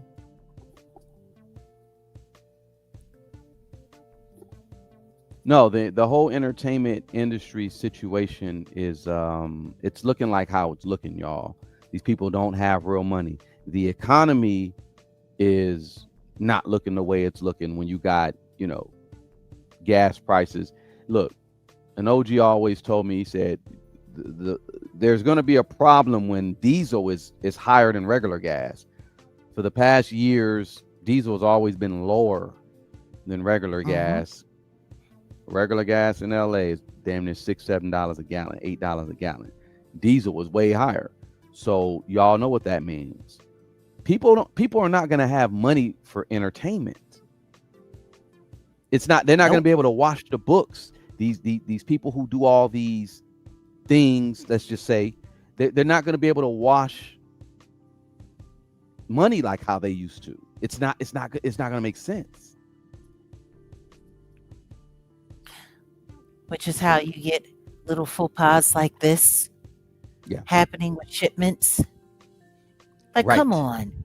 You're actually telling me that this guy is supposed to be the mastermind of a shipment this large, and he was able to hijack their product and to be able to get it into this truck. Like, come on. Yeah. Yeah. And It's apparently, I think he's pleading guilty. Wait, what? Hold on. Yeah, Wait. I think he's going to plead guilty. Nah. For real? Yeah. Like, Okay. So this man here who was the truck driver. Jacob. Yeah.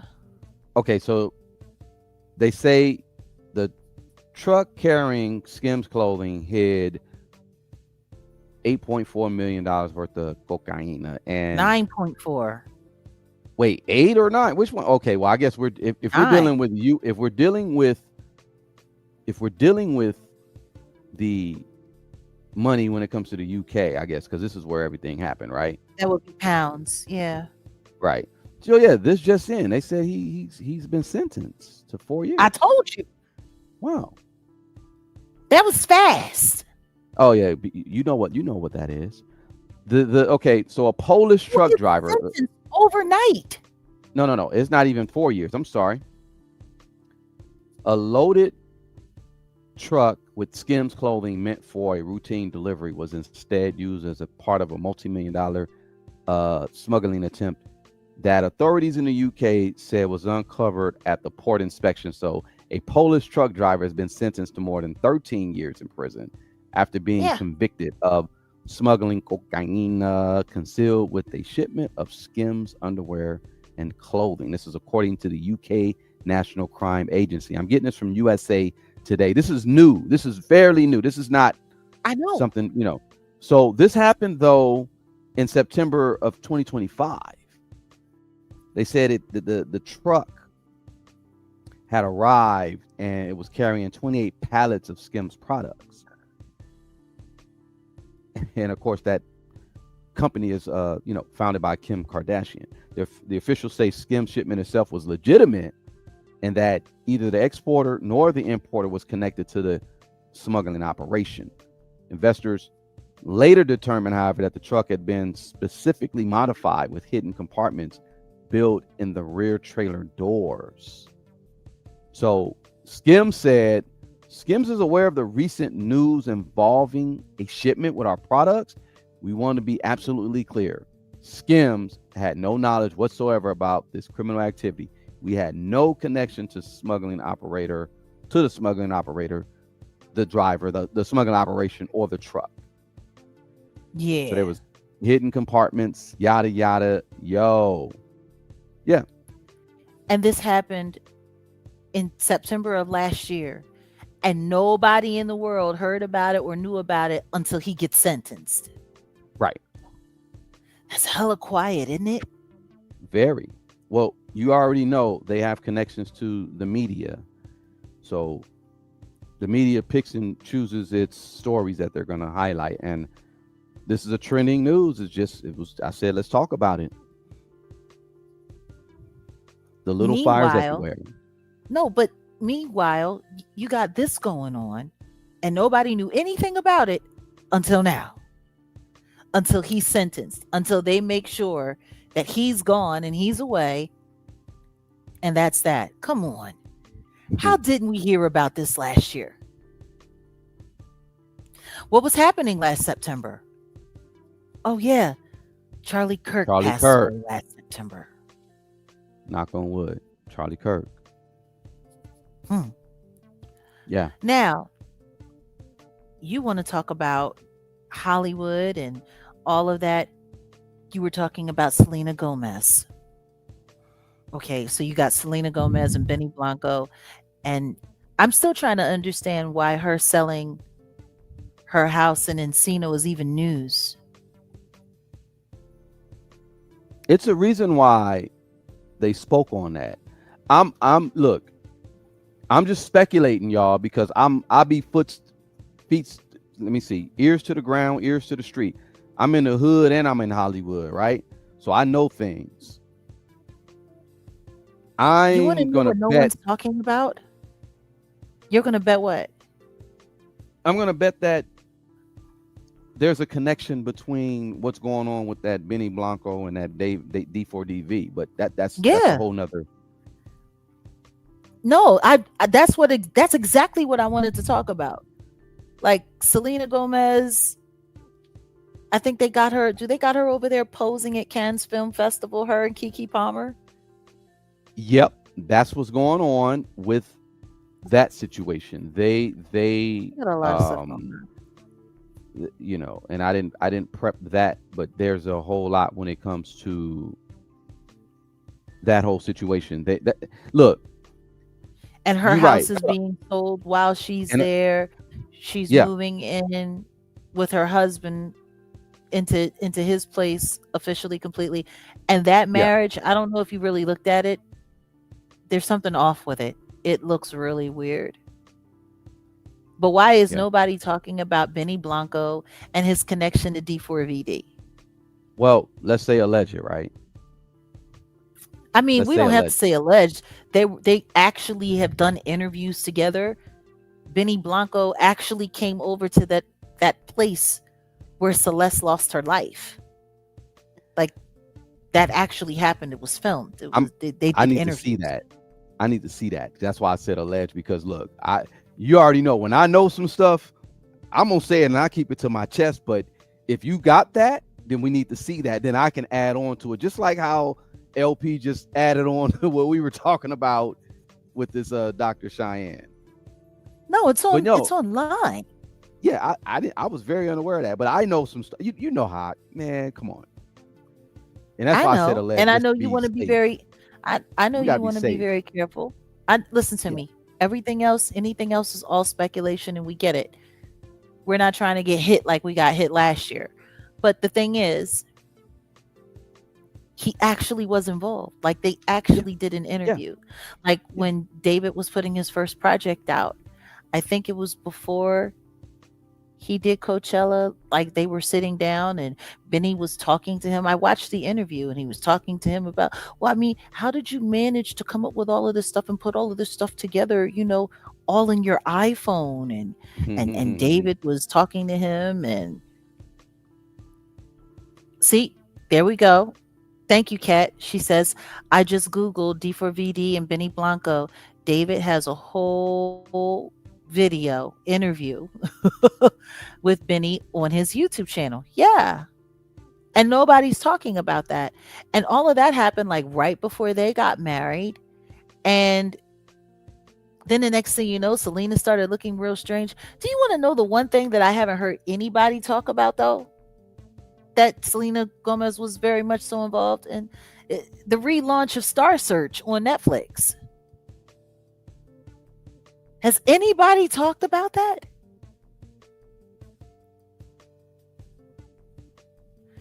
Her, Sarah Michelle Gellar, Anthony Anderson, and I don't think it was it Post Malone?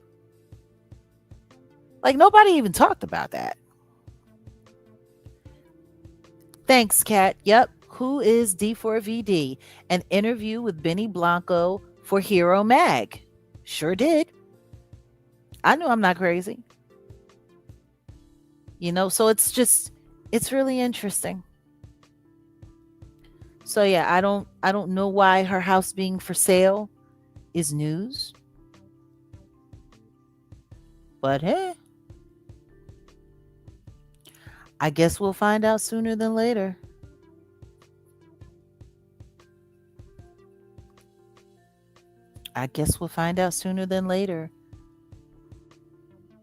So, like, just the whole Hollywood machine, it just feels weird right now.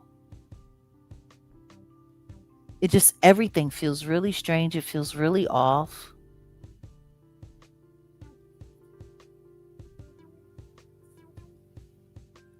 What was the other parcel that we were going to discuss? Another little fire.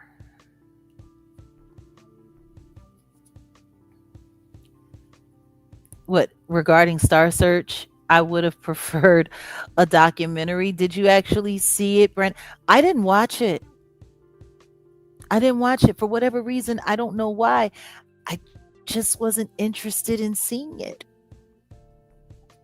I don't know if anybody else was, because nobody else was talking about it. I didn't see anyone do any reviews on it. You know what I mean? Like, that's the thing. Like, there's just a lot of odd little synopsis firing off.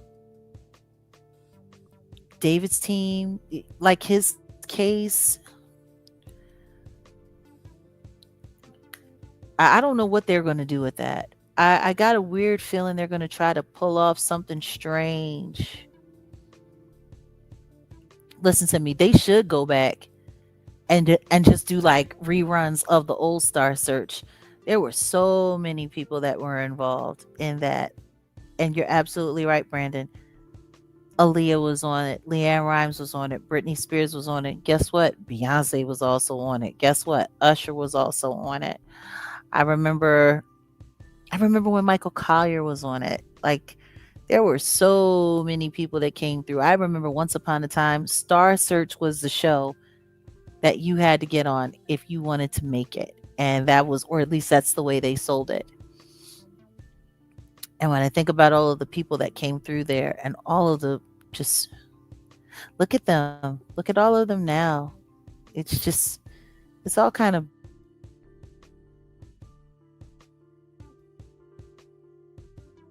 sure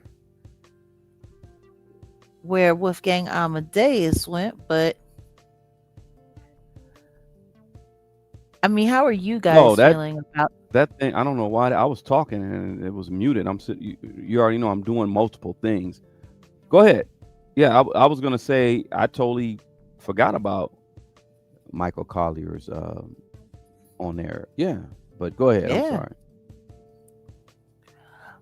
No, we're just talking about, everything that's going on. And, people are here. Okay, we got Curdy 9, D112 dropping some deets on David in the chat. Mm-hmm. David Anthony Burke was born March 28th, 2005, which is crazy. It's crazy to me that he's younger than my son. He's younger than my baby. Like, this kid is literally a baby. Mm-hmm. He was born in Queens, the son of Mm-hmm. Colleen and Daoud Burke. His family later moved to Houston, Texas. After seventh grade, he was homeschooled, 12, 13 years of age. As a child, he played the piano, sang in the church choir, and listened exclusively to gospel music until he was 13. Poor thing. You said poor thing. Yeah. Hilarious. How do you go from listening to gospel music only to planning unalivements Well, on, simple. on beats that you make in your iPhone? Like, that's a hell of a jump. Well, it Stating in happens. an interview with Ashraf magazine, I get my personal power from God for sure. Heavy believer in the Christian faith. 15. And all these deeds are coming from your Wikipedia. I'm telling you,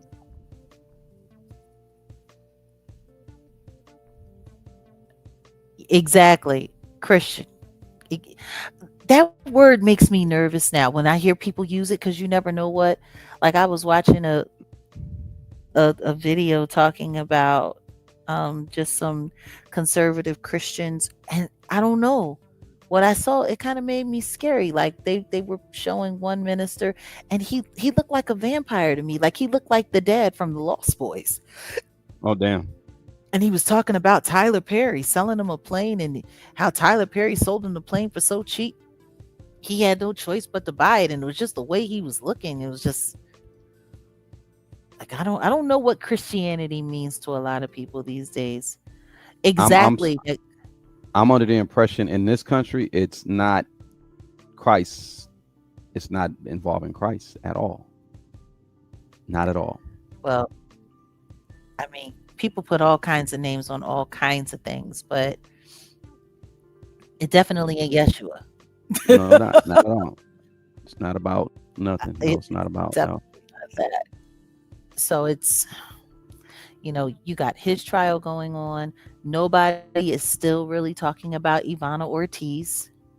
Well, that's why I said let's reset it because I got news that Jay-Z's going to trial with Busby.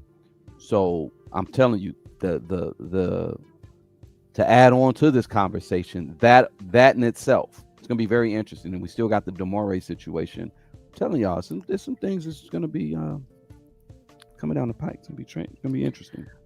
Well, it sounds like we got a Little Fires Everywhere Part 2 we need to Of do. course, yeah, we can figure that out. I'm down to do it. We could do it whenever. I gotta get on some other stuff now, but no, I Mm. look. I'm telling y'all, look. Number one, I come from radio production, y'all. So when I produce, trust me, it's it's something crucial. We got to stick to radio. You got to stick to a time. You got to stick to we don't necessarily have to do that here, but you definitely got to be mindful of the flow. And yeah, Sorry, we had a surprise guest come through today. no, it's no, you don't have to be sorry. I'm really just saying about it's like I try to do it to where we could give it to everyone where it makes sense, the information, right? So yeah. Oh damn, I messed up. So let me redo this.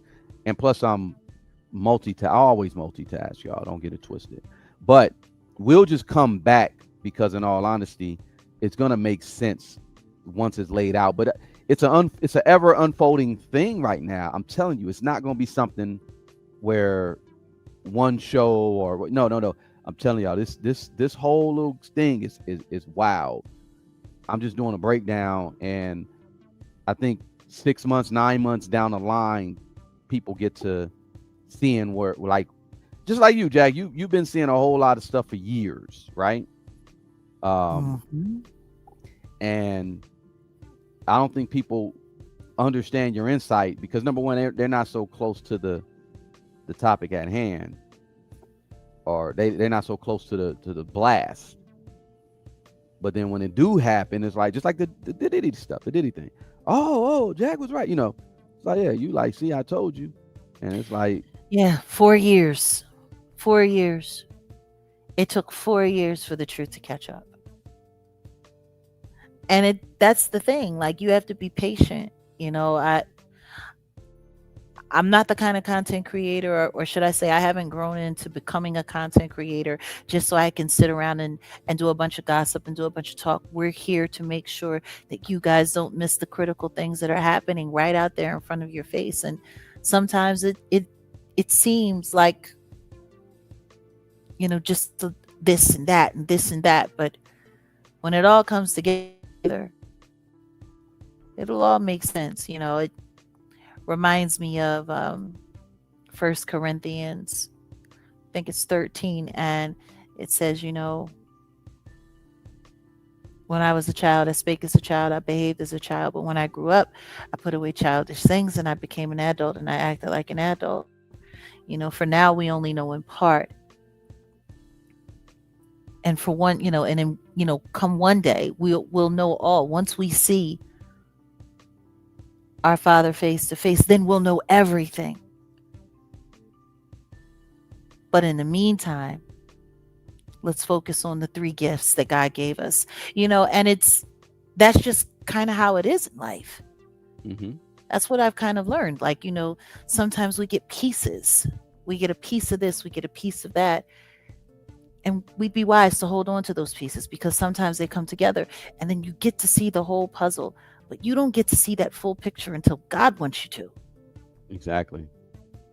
I told you about when I was putting together the documentary and Set in the West. And then as I'm doing the documentary and just life experience, number one, and stuff that I've seen that I knew, and then, talking to people, and then it's like Lonzo hit me with something, and bro, like I literally was like, yo, mind blown, because it started making sense. Like, it's a reason why I can say a certain label is quote unquote mafia because I'm like, oh, I could put, man, I'm telling y'all, just like you said though, Jag, it is about real spill. It's about timing, God's timing. I guess not everybody, like every blade, like Professor Griff said, not every blade of grass grows at the same rate. So, everybody Mhm. you can't expect everyone to get whatever it is that you're on right away, but you can figure out how to disseminate the information responsibly and Piece by piece and yeah, responsibly. Yeah. like you've done. So yeah. Salute, Archangel Michael. Yeah, trust me, it hasn't been easy. It hasn't been easy at all, man. It's been crazy because, people like to challenge you, people like to question you, people like to rewrite things to make them hmm fit what they want them to fit, but you got to persevere. So we're going to keep on doing that. So we're coming back tonight after 8 o'clock. For Members members, only. yeah, members. But then we have to reset this whole thing Okay. for another time because it's just gonna make sense to do it that way. Well, then maybe after Patreon Yeah, Wednesday we can yeah, come right exactly. back here and kick it off. Little Fires Everywhere Part 2. Mm-hmm. That'll work. Maybe drop the link if people want to come up. Nah, I don't know. We can. Well, People can no, come up. we need Why to not? get prepared for later. Or do you want to drop? I mean, if you want to drop the link, go ahead. It's up to you. I'll drop it. Go ahead. Hold on.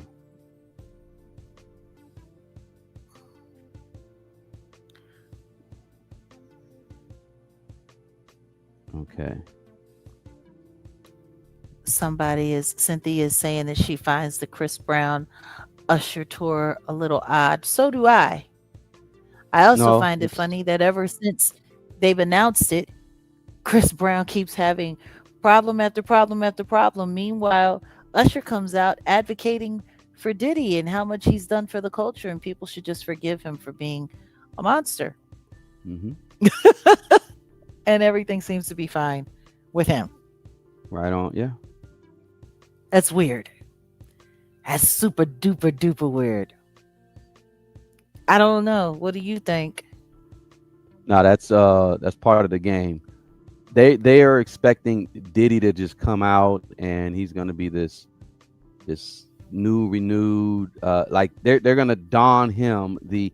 I think that might be the situation. If this Busby thing go off, like it might go off, yeah, they might don him the new music industry, example of like, just hey, this is this is how you can resurrect yourself. If we smack your hand, we can bring you back this way. You might have to go do some time, yada yada yada, etc. But hey, we'll reward you this way. So don't continue to badmouth Diddy because this is a play. Someone said it. I think Ani said it. I think Ani said something about Diddy coming back in the evangelical part. Yeah, of they're the, gonna try to make him. He gonna become TD Fakes. I can see that. I can see that. Listen to me. They need to stop playing with God. They need to stop playing with God. And after everything that's now being, you heard about the news reports.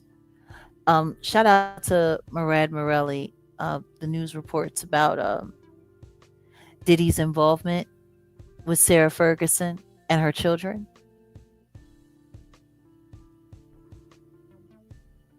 There are people that are now saying that Diddy and Sarah Ferguson, aka Fergie, Prince Andrew's estranged or complicated wife of many, many years, met through Ghislaine Maxwell. Okay, yeah, I heard allegedly. I heard about that. Mm-hmm. Yeah, we're gonna see how that works. I heard about that. They're trying to find a way. They're trying to find a way to create a happily ever after for these weirdos. They really are. Mm-hmm. Mm-hmm. Oh yeah, he weathered the storm and now he's back better than ever. And it's considering he didn't even have to face the bulk of the charges that should have been against him because of all that the federal government refused to charge him with. Like, that's why it trips me out, like the story that people are trying to like sit there and exactly, Michael. He found the light while he was in jail and $1 million interviews, Netflix series. Yeah, that kind of thing. That's what they do.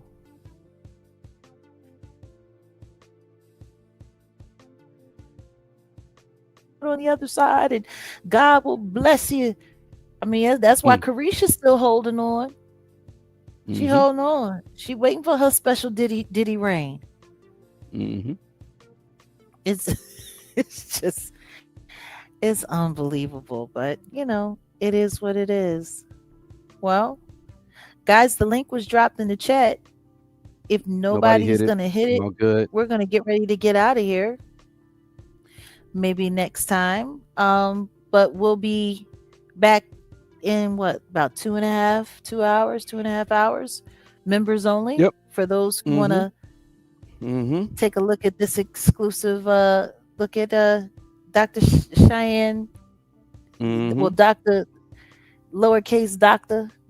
Bryant. I'm gonna just call her Cheyenne. Like, she's just Cheyenne Bryant as far as I'm concerned. Like, I'm gonna try to find out what that King magazine was. I think that's interesting. He said she was in King magazine. Wow, that's interesting. I'm assuming this is like the Black Tail. No, it's not like variety. Black Tail. It's not. Black Tail's nude. Like Free had an infamous cover for King magazine. Free, your girl Free was there. So okay. Yeah. So basically it was kind of like Jet magazine without interviews. Right. Well, no, I think they interviewed. Okay. But yeah. Okay. All right. Yeah. All right. I guess. Look, y'all. this is still hip hop, and it is a hip hop is a participating sport. So when we do drop the link, we encourage y'all to come on and just hit it. You know what I mean? So pause. So yeah, like yeah, we want to hear from y'all. We really do. So, but maybe next time. But we'll be back. Mm-hmm. All right. Well, we'll see you guys later for those who are participating in the members only live. And of course, for those members who can't make it, it's available with your membership. All right, guys. Peace.